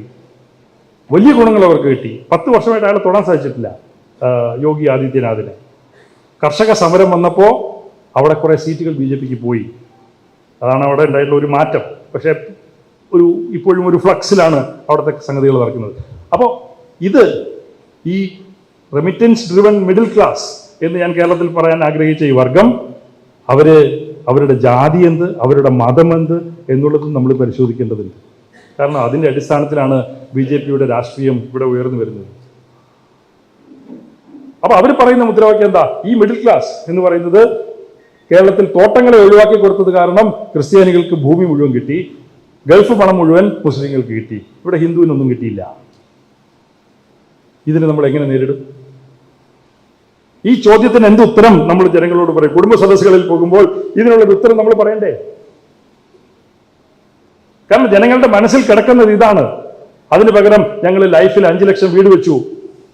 നല്ല കാര്യമാണ് കേട്ടോ. ഞാൻ ആസൂത്രണ ബോർഡിന്റെ ഭാഗമായിരുന്ന ആളാട്ടോ. ഞാൻ എന്നെ തന്നെ തള്ളിപ്പറയുന്നത് തുല്യാണ്, ഞാൻ മോശമാണെന്ന് പറയുന്നത്. പക്ഷെ അതല്ല, അവർക്ക് അതവിടെ യേശുന്നില്ല. അവരുടെ മനസ്സിൽ കിടക്കുന്നത് വീടും വെച്ചോ ഇല്ലയോ എന്നുള്ള പ്രശ്നമല്ല അവരുടെ മനസ്സിൽ കിടക്കുന്നത്. അവരുടെ മനസ്സിൽ ഹിന്ദു ഖത്തരമേ എന്ന് പറയുന്ന ആ മുദ്രാവാക്യമാണ് അവരുടെ മനസ്സിൽ കിടക്കുന്നത്. അതിന് നമ്മൾ അതിന് ഉത്തരം അവർക്ക് പറഞ്ഞു കൊടുക്കുന്നുണ്ടോ എന്ന ചോദ്യം നമ്മൾ ചോദിക്കണം. എൻ്റെ അഭിപ്രായത്തിൽ ഇല്ല. കാരണം അങ്ങനെ ഒരു ചോദ്യം അവിടെ ഉണ്ടായിരുന്നു എന്ന് തന്നെ നമ്മൾ കുറച്ചു പേർക്ക് മാത്രമേ മനസ്സിലായിട്ടുള്ളൂ. ചോദ്യം അറിഞ്ഞാലേ ഉത്തരം കൊടുക്കാൻ പറ്റുള്ളൂ. അത് ഒരു പ്രധാനപ്പെട്ട. അപ്പോൾ രണ്ടാമത്തെ പ്രധാനപ്പെട്ട വർഗം കാർഷിക വൃത്തിയുമായിട്ട് ബന്ധപ്പെട്ടിട്ട് വളരെ ചെറിയൊരു പ്രശ്നമേ ഉള്ളൂ. അവിടെ വർഗ പ്രശ്നങ്ങൾ ബാക്കി നിൽക്കുന്നതായിട്ട് തോന്നുന്നില്ല നമുക്ക്. പക്ഷെ പ്രധാനപ്പെട്ട ഒരു വർഗം ഈ റെമിറ്റൻസ് ഡ്രിവൺ മിഡിൽ ക്ലാസ് എന്ന് നമ്മൾ പറയുന്ന ഈ വർഗമാണ് രണ്ടാമത്തെ പ്രധാനപ്പെട്ട ഒരു വർഗം. ഇവര് എല്ലാവരും റെമിറ്റൻസ് ഡ്രിവൺ അല്ല. ഇവരിൽ കുറേയധികം സർക്കാർ ഉദ്യോഗസ്ഥരാണ്. ഇവർക്ക് നല്ല ശമ്പളമുണ്ട്. നമ്മൾ തന്നെ നമ്മളെ ശമ്പളം കൊടുത്തിട്ടുണ്ട്. 5 വർഷം കൂടുമ്പോൾ ശമ്പള കമ്മീഷൻ വെക്കുന്നുണ്ട്, DA കൊടുക്കുന്നുണ്ട്. മറ്റ് സംസ്ഥാനങ്ങളിലൊക്കെ 6ാം ധനകാര്യ കമ്മീഷൻ, 6ാം ശമ്പള കമ്മീഷന്റെ ശമ്പളമാണ് മറ്റ് സംസ്ഥാനങ്ങളിൽ കൊടുക്കുന്നത്. നമ്മൾ 7+ DA ആണ് നമ്മൾ കൊടുക്കുന്നത്. അപ്പോൾ അവർക്കൊക്കെ കൃത്യമായിട്ടുള്ള നല്ല ശമ്പളമുണ്ട്. അപ്പോൾ അത് ഒരു പുതിയ വർഗം. പിന്നെ കുറേയധികം ടീച്ചർമാരുണ്ട്, പ്രൊഫഷണലുകളുണ്ട്, അതുപോലെ തന്നെ ചെറുകിട ആന്റർപ്രന്യൂർമാരുണ്ട്, ചെറുകിട സംരംഭകരുണ്ട്. ഇവരൊക്കെ ഈ ഒരു മിഡിൽ ക്ലാസ് എന്ന് പൊതുവിൽ പറയാവുന്ന ഈ ഒരു വർഗം മിഡിൽ ക്ലാസ്സിനെ വർഗമായിട്ട് മാർക്സിസ്റ്റുകാർ അംഗീകരിക്കാറില്ല. എങ്കിലും ഒരു വർഗം എന്ന രൂപത്തിൽ കേരളത്തിൽ അവരുണ്ട് എന്നുള്ളത് നമുക്ക് തള്ളിക്കളയാൻ കഴിയുന്ന ഒന്നല്ല. മൂന്നാമത്തേതാണ് എനിക്ക് തോന്നുന്നത് കൂടുതൽ പ്രാധാന്യമുള്ളത്. സമയമുണ്ടോ കുറച്ചുകൂടി? മൂന്നാമത്തേത് എന്ന് പറയുന്നത് കേരളത്തിലെ നിയോ റിച്ച് എന്ന് പറഞ്ഞു കഴിഞ്ഞാൽ പുതിയ പണക്കാരൻ. കേരളത്തിലെ ഉയർന്നു വരുന്ന അപ്പർ മിഡിൽ ക്ലാസ് തലത്തിൽ, പിന്നെ അങ്ങോട്ട് മുകളിൽ വലിയ പണക്കാരൻ. ആരാണവർ? നമ്മൾ പഠിച്ചിട്ടുണ്ടോ? നിങ്ങൾ കുറച്ചൊക്കെ ചിന്തിച്ചിട്ടുണ്ടാവും കേട്ടോ, ഞാൻ മാത്രം പറയുന്നില്ല, നിങ്ങളൊക്കെ അതിനെക്കുറിച്ച് ചിന്തിച്ചിട്ടുണ്ടാവും. പക്ഷേ നമ്മൾ ആ ഒരു വിശകലന രൂപത്തിലേക്ക് പോയി അതിനെ നമ്മുടെ ഒരു രാഷ്ട്രീയ പരിപാടിയുടെ ഭാഗമാക്കിയിട്ടില്ല എന്നാൽ മാത്രമേ ഞാൻ പറയുന്നുള്ളൂ. അപ്പോൾ ഈ ഒരു ആൾക്കാരാരാ? ഇവിടെ റിയൽ എസ്റ്റേറ്റുമായി ബന്ധപ്പെട്ട് പ്രവർത്തനങ്ങൾ നടത്തുന്ന ആൾക്കാർ. അവരിതിലൊരു പ്രധാനപ്പെട്ട ഒരു ഭാഗമാണ്. കേരളത്തിൽ ഭൂമി എന്ന് പറയുന്നത് ഇല്ല, കുറവാണ്. ഈ കുറവ് എന്ന ഭൂമി എന്ന് പറയുന്നത് തന്നെ കൃഷി ഭൂമി എടുത്ത് നോക്കിക്കഴിഞ്ഞാൽ തന്നെ കൃഷിഭൂമിയെ ഒരു ഉൽപാദന വിഭവമായിട്ടല്ല നമ്മൾ കേരളത്തിൽ കാണുന്നത്, മറിച്ച് ഒരു സ്പെക്കുലേറ്റീവ് അസറ്റ് ആയിട്ടാണ് നമ്മൾ കാണുന്നത്. ചൂതാട്ടത്തിനുള്ള ഒരു ഉപാധിയായിട്ടാണ് നമ്മൾ ഭൂമിയെ കാണുന്നത്, അല്ലാതെ ഉൽപാദനത്തിന്റെ ഒരു ഉപകരണമായിട്ടല്ല, വിഭവമായിട്ടല്ല നമ്മൾ കാണുന്നത്. അപ്പൊ ഭൂമി എന്ന് പറയുന്നത് ഏറ്റവും പ്രധാനപ്പെട്ട ഒരു നാച്ചുറൽ റിസോഴ്സ് എന്ന് പറയുന്നത് ഇവിടെ ചൂതാട്ടത്തിനുള്ളൊരു സംഗതിയായിട്ട് മാറി. ഭൂമി എത്രയാ അടക്കി വെച്ചിട്ടുള്ള ആൾക്കാർ ഇവിടെയുള്ളത് നമുക്കറിയാത്തതാണോ? നമ്മുടെ പാർട്ടിക്കാർക്ക് അറിയാത്തതല്ലല്ലോ ഇതൊന്നും. കൃത്യമായിട്ട് താഴേക്കടയിൽ ആരുടെ കയ്യിലാണ് ഭൂമിയുള്ളത് നമുക്കറിയാം. അപ്പോൾ റിയൽ എസ്റ്റേറ്റിൽ ഉണ്ടായിട്ടുള്ളവർ, പുതിയ കോളേജുകൾ തുടങ്ങിയിട്ടുള്ളവർ, വിദ്യാഭ്യാസ സ്ഥാപനങ്ങൾ തുടങ്ങിയിട്ടുള്ളവർ, അതുപോലെ തന്നെ പുതിയ ആശുപത്രികൾ, പ്രൈവറ്റ് ആശുപത്രികൾ തുടങ്ങിയിട്ടുള്ള പുതിയ ആൾക്കാർ, ഡോക്ടർമാരടക്കമുള്ളവർ, പിന്നെ ടൂറിസ്റ്റ് സ്ഥാപനങ്ങൾ തുടങ്ങിയിട്ടുള്ളവർ, അതുപോലെ തന്നെ റീറ്റെയിലിലെ രംഗത്ത് സാമാന്യം ചെറുതല്ലാത്ത കടകളുള്ള ആൾക്കാർ നമ്മുടെ നാട്ടിൽ ഉയർന്നു വന്നിട്ടുണ്ട്. അതുപോലെ തന്നെ കൺസ്ട്രക്ഷൻ മേഖലയിൽ ബിൽഡർമാര്, കോൺട്രാക്ടർമാര്, ഇതുപോലെയുള്ള വിഭാഗങ്ങളുണ്ട്. ഇതുപോലെ തന്നെ ഫിനാൻസ് മേഖലയിൽ പ്രവർത്തിക്കുന്നവരുണ്ട്. ഞാൻ അടുത്ത കാലത്തായിട്ട് മനസ്സിലാക്കിയത് കേരളത്തിലെ യുവാക്കളിൽ ഒട്ടുമിക്ക പേരുടെയും ഫോണുകളിൽ ഈ ഫിനാൻസിന്റെ, ഈ സ്റ്റോക്ക് മാർക്കറ്റിന്റെ ആപ്പ് ഇൻസ്റ്റാൾഡ് ആണ്. അവർ 2000 രൂപ, 5000 രൂപ, 10000 രൂപ വെച്ച് അവര് ആ ആപ്പ് ഉപയോഗിച്ച് സ്റ്റോക്ക് മാർക്കറ്റിൽ, ആ ചൂതാട്ട വിപണിയിൽ ഇടപെടുന്നവരാണ്. കേരളത്തിലെ നമ്മൾ ജെൻസി എന്ന് വിളിക്കുന്നവർ വരെ അതിൽ ഉൾപ്പെട്ടിട്ടുണ്ടെന്നാണ് ഞാൻ മനസ്സിലാക്കുന്നത്. അതിൻ്റെ ഒരു അപകടം എന്താ? നവലിബറലിസത്തിന്റെ വളർച്ചയിൽ, ഈ ചൂതാട്ട ഫിനാൻഷ്യൽ വിപണികളുടെ വളർച്ചയിൽ, അതായത് ഇടതുപക്ഷം എല്ലാ കാലത്തും എതിർത്തു പോന്നിട്ടുള്ള നവലിബറലിസം, അതുപോലെ തന്നെ ഫിനാൻഷ്യൽ മേഖലയിലെ ചൂതാട്ട സ്ഥാപനങ്ങൾ, ഇവയുടെയൊക്കെ വളർച്ച വേണം എന്ന് ആഗ്രഹിക്കുന്നവരായി നവലിബറലിസത്തിന്റെ ഒരു പുതിയ കോൺസ്റ്റിറ്റ്യുവൻസി ആയിട്ട് ഈ പുതിയ തലമുറ, അല്ലെങ്കിൽ അതിൻ്റെ ഒരു ഭാഗമെങ്കിലും മാറിക്കൊണ്ടിരിക്കുന്നു.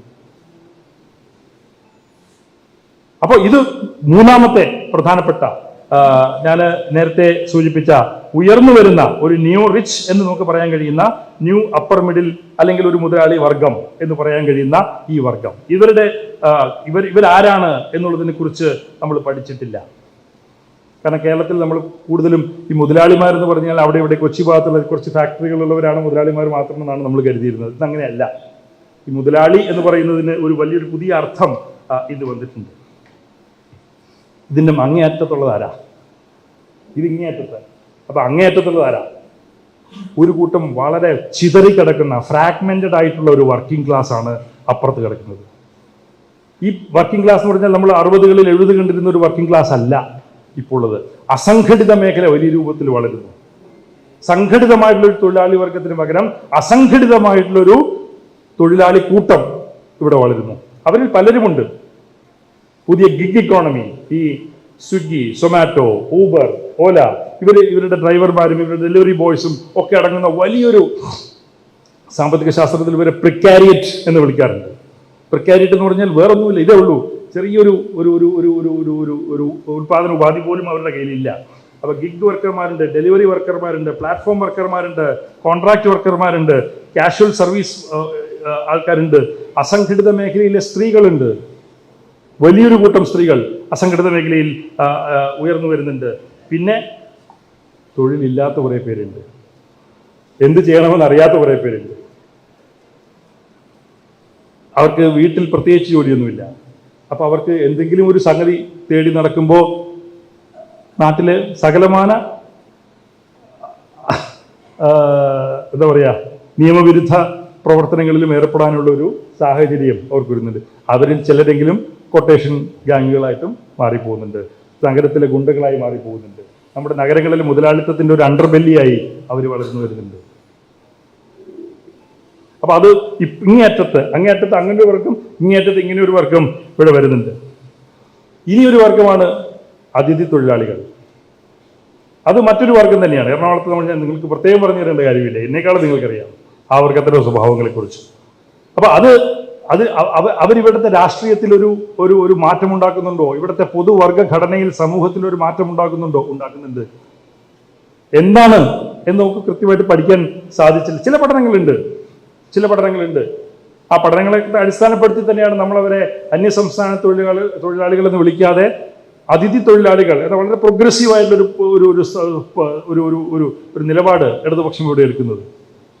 അത് ശരിയാണ്. പക്ഷെ അതിനപ്പുറത്തേക്ക് അവർ ഈ സമൂഹത്തിന്റെ വർഗഘടനയിൽ ഉണ്ടാക്കുന്ന മാറ്റം എന്താണെന്ന് നമ്മൾ ഇനിയും കൃത്യമായി അപഗ്രഥനം ചെയ്തിട്ടില്ല എന്ന് എനിക്ക് തോന്നുന്നു. പക്ഷെ അവര് കൃത്യമായിട്ടുള്ള ഒരു കാറ്റഗറിയാണ് അവസാനമായിട്ട് എഡ്യൂക്കേറ്റഡ് അൺഎംപ്ലോയിഡ്. വിദ്യാഭ്യാസമുണ്ട് പക്ഷെ തൊഴിലില്ല എന്ന വലിയൊരു ആസ്പിറേഷണൽ ക്ലാസ് ഇവിടെയുണ്ട്. ആസ്പിറേഷണൽ ക്ലാസ് എന്ന് പറഞ്ഞാൽ എൻ്റെ മലയാളം എന്ന് പറഞ്ഞു കഴിഞ്ഞാൽ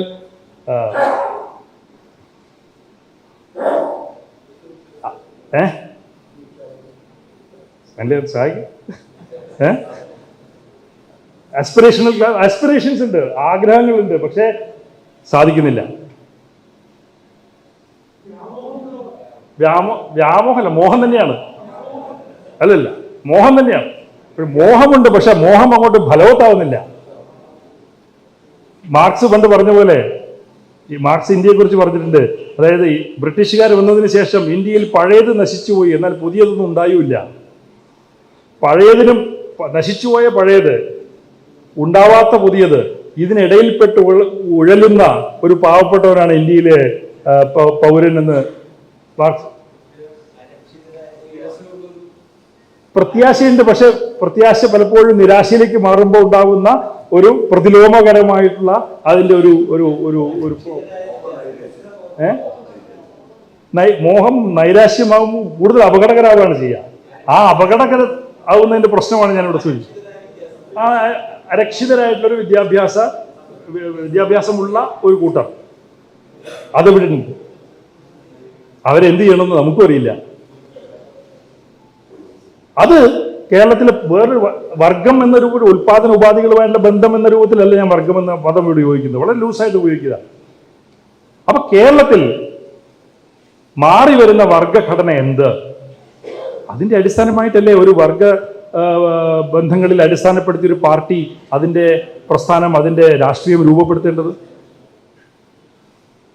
അതോ നമ്മൾ വിചാരിക്കുന്നുണ്ടോ കേരളം മുഴുവൻ ഒരു ഹോമോജീനിയസ് ആയിട്ടുള്ള ഒറ്റ വർഗമാണ് മലയാളി എന്ന് നമ്മൾ കരുതുന്നുണ്ടോ? അല്ലല്ലോ. അതിന് മറ്റു പാർട്ടികളുണ്ടല്ലോ അങ്ങനെ കാണാൻ, നമ്മൾ കാണേണ്ട കാര്യമില്ല. അതിനുപരിയായിട്ട് കേരളത്തിൽ ഉണ്ടായിക്കൊണ്ടിരിക്കുന്ന, ഞാനിപ്പോൾ മറ്റൊരു ഉദാഹരണം പറയാം, അതിദാരിദ്ര്യം ഇവിടെ അവസാനിപ്പിച്ചു എന്ന് നമ്മൾ പറയുന്നു. വാസ്തവമാണ്, വളരെ വിപ്ലവകരമായിട്ടുള്ള ഒരു മാറ്റമാണ് നമ്മൾ കൊണ്ടുവന്നത്. അതിദാരിദ്ര്യം ഇല്ലാണ്ടായി. പക്ഷെ അത് കഴിഞ്ഞ് മറ്റു ചിലർ അതിനെ വിശകലനം ചെയ്യുന്നത് എന്താ? അതിൽ നിന്ന് എടുക്കുന്ന ലെസൺ എന്താ? പാഠം എന്താ? കേരളത്തിൽ ദാരിദ്ര്യം ഇല്ല. അതാണോ അതിന്റെ അർത്ഥം? അതിദാരിദ്ര്യ നിർമ്മാർജ്ജനം കേരളത്തിൽ നടപ്പിലാക്കി എന്നതിനർത്ഥം കേരളത്തിൽ ദരിദ്രരില്ല എന്നതാണോ? അല്ല. കാരണം പ്രതിശീർഷ വരുമാനം വർദ്ധിക്കുമ്പോൾ ഒരു ദാരിദ്ര്യം ഇല്ലാണ്ടാകുമ്പോൾ മറ്റൊരു ദാരിദ്ര്യം ഉണ്ടാവും. അമേരിക്കയിൽ ദാരിദ്ര്യം നിർവചിക്കുന്നത് ഒരു ലൈൻ വരച്ചിട്ട് താഴെയുള്ളവർ ദരിദ്രൻ, മേളുള്ളവൻ ദരിദ്രൻ അല്ലാത്തവൻ എന്നല്ല.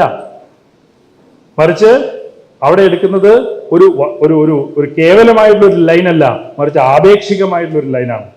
ആപേക്ഷികമായ ലൈൻ എന്ന് വെച്ചാൽ എല്ലാവരുടെയും ശരാശരി എത്ര, ആ ശരാശരിയാണ് അവിടുത്തെ വര.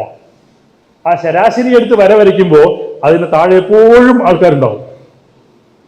കാരണം ഒരാൾ മുകളിലേക്ക്, കുറെ പേര് മുകളിലേക്ക് വരുമ്പോൾ ശരാശരി തന്നെ മുകളിലേക്ക് പോകും. അപ്പൊ കേരളത്തിൽ അതിദാരിദ്ര്യം ഇല്ലാണ്ടായി എന്ന് പറയുമ്പോൾ അതിനർത്ഥം പുതിയൊരു ദരിദ്രൻ ഇവിടെ ഉണ്ടായി എന്നാണ് അതിന്റെ അർത്ഥം. അല്ല ദാരിദ്ര്യം ഇവിടെ ഇല്ലാണ്ടായി ഇനി എല്ലാവർക്കും വീട്ടിൽ പോവാം എന്നുള്ളതല്ല അതിന്റെ അർത്ഥം. അങ്ങനെ കണ്ടതാണ് നമുക്ക് പറ്റിയ ഒരു കുഴപ്പം എന്ന് എനിക്ക് തോന്നിയിട്ടുണ്ട്. അവിടെ നമുക്ക് വലിയൊരു വിശകലനത്തിൽ ഒരു പരാജയം സംഭവിച്ചിട്ടുണ്ട് എന്ന് എനിക്ക് തോന്നുന്നു. ഞാൻ അവസാന ഘട്ടത്തിലേക്ക് കടക്കാം. ഈ ഒരു പഠനത്തിൽ കൂടിയാണ് ഞാൻ ഇത് പറയാൻ കാരണം 1980-കളിൽ EMS മുൻപോട്ട് വെച്ച ഒരു ആശയമാണ്. കേരളത്തിലെ പുതിയ വർഗഘടന എന്ത് നമ്മൾ പഠിക്കണം എന്നാണ് EMS പറഞ്ഞത്. പഴയ ജന്മിയില്ല, പുതിയതാരാണ്, അതിന് പകരമായി വന്ന പുതിയ മുതലാളി വർഗം കൃഷിയിൽ ആര് എന്ന ചോദ്യം ഉന്നയിച്ചത് EMS ആണ്. അതേ ഉത്തരം പറഞ്ഞു. അതിന്റെ ഭാഗമായിട്ട് ചർച്ചകൾ നടന്നു. അതൊരു കാലഘട്ടമായിരുന്നു. പക്ഷെ ഇന്ന് ആ ചർച്ച എവിടെ? ആ ചർച്ച നമുക്ക് മുമ്പോട്ട് കൊണ്ടുവരണ്ടേ? അങ്ങനെയല്ലേ EMSന്റെ സ്മരണ പുതുക്കുമ്പോൾ EMSന്റെ ഫോട്ടോ വെച്ച് ചെയ്താൽ മതിയോ? അതോ EMS നമ്മളെ പഠിപ്പിച്ച പാഠങ്ങളുടെ ഒരു പുനരുജ്ജീവനമാണോ EMS സ്മരണ എന്നുള്ളതാണ് ചോദ്യം. ഞാൻ രണ്ടാമത്തെ തരത്തിലാണ് അതിനെ കാണുന്നത്. അങ്ങനെ കാണുമ്പോൾ കേരളത്തിൽ ഇന്ന് ഈ ഇടതുപക്ഷം ചെന്നുപെട്ടിട്ടുള്ള ഈ ഒരു പ്രതിസന്ധി ഘട്ടം, ഈ പരാജയത്തിന്റെ ഒരു പ്രതിസന്ധി ഘട്ടം എന്ന് പറയുന്നതിനെ കൃത്യമായിട്ടുള്ള ഒരു രാഷ്ട്രീയ വിശകലനത്തിന്റെ കൂടെ മനസ്സിലാക്കാൻ നമുക്ക് സാധിക്കണം എന്ന അഭിപ്രായമാണ് എനിക്ക് ഇവിടെ ചർച്ചയ്ക്ക് വെക്കാനുള്ളത്. ആ കൃത്യമായിട്ടുള്ള വർഗഘടനയിൽ അടിസ്ഥാനപ്പെടുത്തിയിട്ടുള്ള വർഗവുമായി ബന്ധപ്പെട്ട് കിടക്കുന്ന ജാതി, ലിംഗം, മതം, മറ്റ് പില്ലറുകളിൽ അടിസ്ഥാനപ്പെടുത്തിയിട്ടുള്ള ഒരു രാഷ്ട്രീയ വിശകലനത്തിൽ കൂടി വേണം കേരളത്തിലെ ഇടതുപക്ഷത്തിന്റെ തെരഞ്ഞെടുപ്പ് പരാജയത്തെ നമുക്ക് വിശകലനം ചെയ്യാൻ. അങ്ങനെ ഞാനീ പറഞ്ഞ ഈ നമ്മൾ ഇടതുപക്ഷം വസ്തുനിഷ്ഠമായി ഇത്രയൊക്കെ കാര്യങ്ങൾ ചെയ്തു എന്ന് പറയുന്നതിന് അപ്പുറത്തേക്ക് ജനങ്ങളുടെ മനസ്സിൽ ഉള്ള ചോദ്യങ്ങൾ നമ്മൾ മനസ്സിലാക്കാൻ അങ്ങനെയാണ് നമുക്ക് സാധിക്കുക. ഈ സത്യാനന്തര ലോകത്ത് ഞാൻ നേരത്തെ പറഞ്ഞ വസ്തുതകൾ തമ്മിലുള്ള പോരാട്ടത്തിന്റെ കാര്യം ഞാൻ പറഞ്ഞപ്പോൾ ഏറ്റവും പ്രധാനമായിട്ട് നമ്മളവിടെ കാണേണ്ടത് ഈ എന്തുകൊണ്ട് ജനങ്ങൾ നമ്മുടെ വസ്തുതകളെ വിശ്വസിച്ചില്ല എന്നാണ് നമ്മൾ ചിലർ ചോദിക്കുന്നത്. നമ്മൾ വസ്തുതകൾ പറഞ്ഞു, നമ്മൾ ഒരുപാട് കാര്യങ്ങൾ ഇവിടെ ചെയ്തു, ഈ വസ്തുതകൾ പറഞ്ഞു, പക്ഷെ ജനങ്ങൾ വിശ്വസിച്ചില്ല. എന്തുകൊണ്ട്? എൻ്റെ അഭിപ്രായത്തിൽ that is A wrong question. അതൊരു തെറ്റായ ചോദ്യമാണെന്നാണ് എൻ്റെ പക്ഷം. ഞാൻ പറയുന്നത് അതിനേക്കാളും കൂടുതൽ ഉത്തരവാദിത്തോടുകൂടി ചോദിക്കേണ്ട ചോദ്യം, ഏത് സാമൂഹിക ശക്തികളാണ് ഇതല്ല വസ്തുത എന്ന് ജനങ്ങളെ ബോധ്യപ്പെടുത്തിയത്? അതിനെങ്ങനെ അവർക്ക് അതിനുള്ള സ്പേസ് കിട്ടി എന്ന ചോദ്യമാണല്ലേ നമ്മൾ ചോദിക്കേണ്ടത്. അല്ലാതെ ജനങ്ങൾ എന്തുകൊണ്ട് നമ്മളെ വിശ്വസിച്ചില്ല എന്ന് പറഞ്ഞിട്ട് കാര്യമില്ലല്ലോ. ജനങ്ങളെ മറിച്ച് വിശ്വസിപ്പിച്ച സാമൂഹിക ശക്തികൾ ഏതൊക്കെ, വർഗഘടനകൾ ഏതൊക്കെ, അങ്ങനെ വേണം നമുക്ക് ഈ വിശകലനത്തിലേക്ക് കടക്കാൻ എന്ന് എനിക്ക് തോന്നിയിട്ടുണ്ട്. അപ്പോഴാണ് നമുക്ക് കേരളത്തിന്റെ വർഗഘടനയെ കുറിച്ച് പഠിക്കേണ്ട ഒരു ആവശ്യം ഉയർന്നു വരുന്നത്. പുതിയ വർഗങ്ങൾ ഏതൊക്കെ, പുതിയ രൂപങ്ങൾ, അവരുടെ പുതിയ രൂപങ്ങൾ ഏതൊക്കെ. അങ്ങനെ വരുമ്പോൾ നമുക്ക് ഇവിടുത്തെ പുതിയ ദരിദ്രൻ, ഈ ദരിദ്രൻ ഇല്ലാണ്ടായി എന്ന് പറയുന്ന കാര്യം പിന്നെ മുനിസിപ്പാലിറ്റി എന്തിനാ? ഇവിടെ ദാരിദ്ര്യം ഇല്ലാണ്ടെങ്കിൽ പിന്നെ മുനിസിപ്പാലിറ്റി എന്തിനാ? കാരണം ദാരിദ്ര്യം പുതിയ രൂപത്തിൽ പുനരുൽപാദിപ്പിക്കുന്നു എന്നതല്ലേ മുതലാളിത്തത്തിന്റെ പ്രാഥമികമായ സങ്കല്പം തന്നെ. അസമത്വമില്ലാതെ മുതലാളിത്തം ഉണ്ടോ? അപ്പോൾ ഒരു ദാരിദ്ര്യം നമ്മൾ അവസാനിപ്പിക്കുമ്പോൾ പുതിയൊരു ദാരിദ്ര്യം ഉയർന്നു വരുന്നതും അതിന്റെ ഭാഗമായിട്ട് വരുന്ന വർഗഘടനയിലെ മാറ്റങ്ങൾ അവിടെ. കേരളം മുഴുവൻ ഒരു മിഡിൽ ക്ലാസ് ആയി എന്ന് പറയുന്നത് വളരെ തെറ്റായുള്ള സമീപനമാണ്. കേരളം മുഴുവൻ മിഡിൽ ക്ലാസ് ആയിട്ടില്ല അതിദാരിദ്ര്യം അവസാനിച്ചതുകൊണ്ട്. പുതിയൊരു ദരിദ്രരായുള്ള ഒരു വർഗം ഇവിടെയുണ്ട്. ഞാൻ ഈ പറഞ്ഞ ഒരു ഫ്രാഗ്മെന്റഡ് ആയി കിടക്കുന്ന തൊഴിലാളി വർഗം, അസംഘടിത വിഭാഗം, സ്ത്രീകൾ, അവയൊക്കെ അവരുടെ ഭാഗമാണ്. അങ്ങനെ നോക്കുമ്പോൾ ഈ ഒരു വിശകലനത്തിൽ കൂടി വേണം നമ്മൾ രാഷ്ട്രീയമായിട്ട് പുതിയ കേരളത്തെ മനസ്സിലാക്കാൻ എന്നാണ് എനിക്ക് തോന്നുന്നത്. ഇതിന്റെ ഭാഗമാണ് നമുക്ക് പറ്റിയിട്ടുള്ള ഈ പ്രശ്നത്തിന്റെ പശ്ചാത്തലത്തിലാണ് ഇവിടുത്തെ UDFന്റെ ഭാഗമായിട്ട് പുതിയ UDF ഇവിടെ വരട്ടെ എന്ന് തീരുമാനിച്ച സാമൂഹിക ശക്തികൾ ഏതൊക്കെ, സാമ്പത്തിക ശക്തികൾ ഏതൊക്കെ എന്ന് നമുക്ക് ചോദിക്കേണ്ടി വരിക. അവരെ ഐഡന്റിഫൈ ചെയ്യണ്ടേ? ഐഡന്റിഫൈ ചെയ്തിട്ടുണ്ട് അവരെ ഒറ്റപ്പെടുത്താൻ. ഈ കേരളത്തിലെ ദരിദ്രരെ അടക്കം, വനിതകളെ അടക്കം, തൊഴിലാളി വർഗത്തെ അടക്കം തെറ്റിദ്ധരിപ്പിച്ചല്ലേ അവര് ഈ വിജയം നേടിയിട്ടുള്ളത്. ആ തെറ്റിദ്ധരിപ്പിച്ചതിന് അവർക്കൊരു ഒരു ലക്ഷ്യമുണ്ടാവില്ലേ? അപ്പൊ ആ തെറ്റിദ്ധരിപ്പിച്ച വർഗങ്ങളെ ഒറ്റപ്പെടുത്തിയിട്ട് വേണ്ടിയിട്ടല്ലേ നമുക്ക് അടുത്ത രാഷ്ട്രീയ പ്രവർത്തനം നടത്താൻ സാധിക്കുകയുള്ളൂ. ആ ഒരു പഠനം, ആ ഒരു വിശകലനം, ആ ഒരു ചർച്ച നമുക്കിടയിൽ ഉണ്ടാവണം. അവിടെയാണ് ഈ UDFന്റെ പ്രതീതി നിർമ്മാണം വലിയ ശക്തി നേടുന്നത്. ഈ ഗ്യാപ്പിനിടയിൽ കൊണ്ടാണ് VD സതീശൻ പറയുന്നത് കേരളമാകെ തകർന്നിരിക്കുന്നു. അവരുടെ ഒരു ധവളപത്രം വന്നിട്ടുണ്ട്. ഈ ധവളപത്രത്തിന്റെ ഭാഗമായിട്ട് പറയുന്നത് കേരളത്തിൽ പൈസയൊന്നുമില്ല, കേരളം ആകെ തകർന്നു. ഇവർ 10 വർഷം ഭരിച്ച് കേരളം മുടിച്ചു. ശുദ്ധാസംബന്ധാണ്. കേരളം വളർന്നുകൊണ്ടിരിക്കുന്ന ഒരു സംസ്ഥാനമാണ്. അതെല്ലാവർക്കും അറിയാം. അതാണ് വസ്തുത. പക്ഷെ ആ വസ്തുത അവിടെ നിൽക്കുമ്പോഴും എങ്ങനെ കേരളം മുടിഞ്ഞുപോയി എന്ന് ചിലരെങ്കിലും വിശ്വസിച്ചു? ആ പ്രതീതി നിർമ്മാണം UDF എങ്ങനെ സാധ്യമായി? കേരളം കടം കയറി മുടിഞ്ഞു, കേരളം സാമ്പത്തികമായി മുടിഞ്ഞു, ഇവിടെ തൊഴിലില്ല, ഇവിടെ വ്യവസായങ്ങളില്ല. ഇതെല്ലാം തെറ്റാണ്. നമ്മുടെ കയ്യിൽ കണക്കുണ്ട്, വസ്തുതയുണ്ട്, പ്രസിദ്ധീകരിച്ചതുണ്ട്. 2026 എന്താ, 2031 വരെ വിഷൻ നമ്മുടെ കയ്യിലുണ്ട്. അതുണ്ടാക്കി വെച്ചിട്ടാണ് നമ്മൾ പോയത്. UDF ഭരിക്കാൻ പ്രത്യേകിച്ച് ബുദ്ധിയൊന്നും ഉപയോഗിക്കണ്ട. വിഷൻ 2031 അവർക്ക് ഉണ്ടാക്കി കൊടുത്തിട്ടാണ് LDF അധികാരത്തിൽ നിന്ന് ഒഴിയുന്നത് തന്നെ. പക്ഷെ എന്തുകൊണ്ട് അവർക്കത് സാധിച്ചു? അങ്ങനെ തെറ്റിദ്ധരിപ്പിക്കാൻ സാധിച്ചു? ആ ചോദ്യമാണ് എന്നെ അലട്ടുന്നത്. ഏത് സാമൂഹിക വർഗ ശക്തികളാണ് UDF ഈ വിജയത്തിന് പിന്നിൽ? ജനങ്ങളെ തെറ്റിദ്ധരിപ്പിച്ചു എന്നുള്ള വസ്തുതയാണ്. അതല്ല നമ്മുടെ പ്രശ്നം. ജനങ്ങൾ ഇന്ന് തെറ്റിദ്ധരിപ്പിച്ചാൽ നാളെ നമുക്ക് അവരെ മനസ്സിലാക്കി കൊണ്ടുവരാം. പക്ഷെ അതിന് കഴിയണമെങ്കിൽ ഈ ശക്തികൾ ഏതൊക്കെയെന്ന് നമ്മൾ മനസ്സിലാക്കണം. അതിന് EMSന്റെ സ്മരണ, EMSന്റെ എഴുത്തുകൾ, EMSന്റെ പ്രസംഗങ്ങൾ, വിശകലന രീതി ഒക്കെ നമുക്ക് ഒരു ഊർജമാവേണ്ടതുണ്ട്. ആ ഊർജം നഷ്ടപ്പെടാതെ സൂക്ഷിക്കുക എന്ന ഉത്തരവാദിത്വമാണ് ഈ EMS സ്മരണ പുതുക്കുന്ന ഈ ഒരു ദിവസം നമ്മുടെയൊക്കെ മുൻപിലുള്ളത്. അത് നമ്മളെല്ലാവരും ഒരുമിച്ച് ചെയ്യേണ്ട ഒരു പ്രവർത്തനമാണ്. പുതിയ കേരളത്തെക്കുറിച്ച് നമ്മൾ സംസാരിക്കുമ്പോഴും ആ പുതിയ കേരളത്തിന് അടിസ്ഥാനമായിട്ടുള്ള സമൂഹം എന്താണ് എന്നും നാളത്തെ സമൂഹം എങ്ങനെ ആവണമെന്നുമുള്ള ഒരു കാഴ്ചപ്പാട് നമുക്ക് എവിടെയോ കൈമോശം വന്നു എന്നൊരു സംശയം. ആ നമ്മുടെ കൃത്യമായ വിശകലന രീതി ഉപയോഗിച്ചുകൊണ്ട് നമ്മളത് തിരിച്ചു പിടിക്കുമ്പോൾ നമുക്ക് കൃത്യമായ രാഷ്ട്രീയം ജനങ്ങളോട് പറയാൻ കഴിയും. ഒരു ബദൽ ആഖ്യാനം, അവരുടെ ആഖ്യാനം ഉണ്ടെങ്കിൽ അതിനൊരു ബദൽ ആഖ്യാനം സൃഷ്ടിക്കാൻ നമുക്ക് കഴിയേണ്ടതായിട്ടുണ്ട്. ആ ബദൽ ആഖ്യാനം സൃഷ്ടിക്കുമ്പോൾ നമ്മൾ നേരത്തെ പറഞ്ഞ ഒരു വിഷയം, അതുകൂടെ പറഞ്ഞുകൊണ്ട് ഞാൻ അവസാനിപ്പിക്കാൻ തോന്നുന്നു. നേരത്തെ പറഞ്ഞ ഒരു വിഷയം നമ്മൾ ശ്രദ്ധിക്കേണ്ടതുണ്ട്. സാമ്പത്തിക അസുരക്ഷിതത്വം, സാമൂഹികമായ ഒറ്റപ്പെടൽ, സാംസ്കാരികമായ പുതിയ ഇടങ്ങൾ തേടൽ, ഇതാണല്ലോ ഞാൻ സൂചിപ്പിച്ച ഒരു പശ്ചാത്തലം. ഈ പശ്ചാത്തലത്തിൽ നിന്നുകൊണ്ട് മാത്രമേ നമ്മളും ജനങ്ങളോട് സംവദിക്കാൻ പാടുള്ളൂ.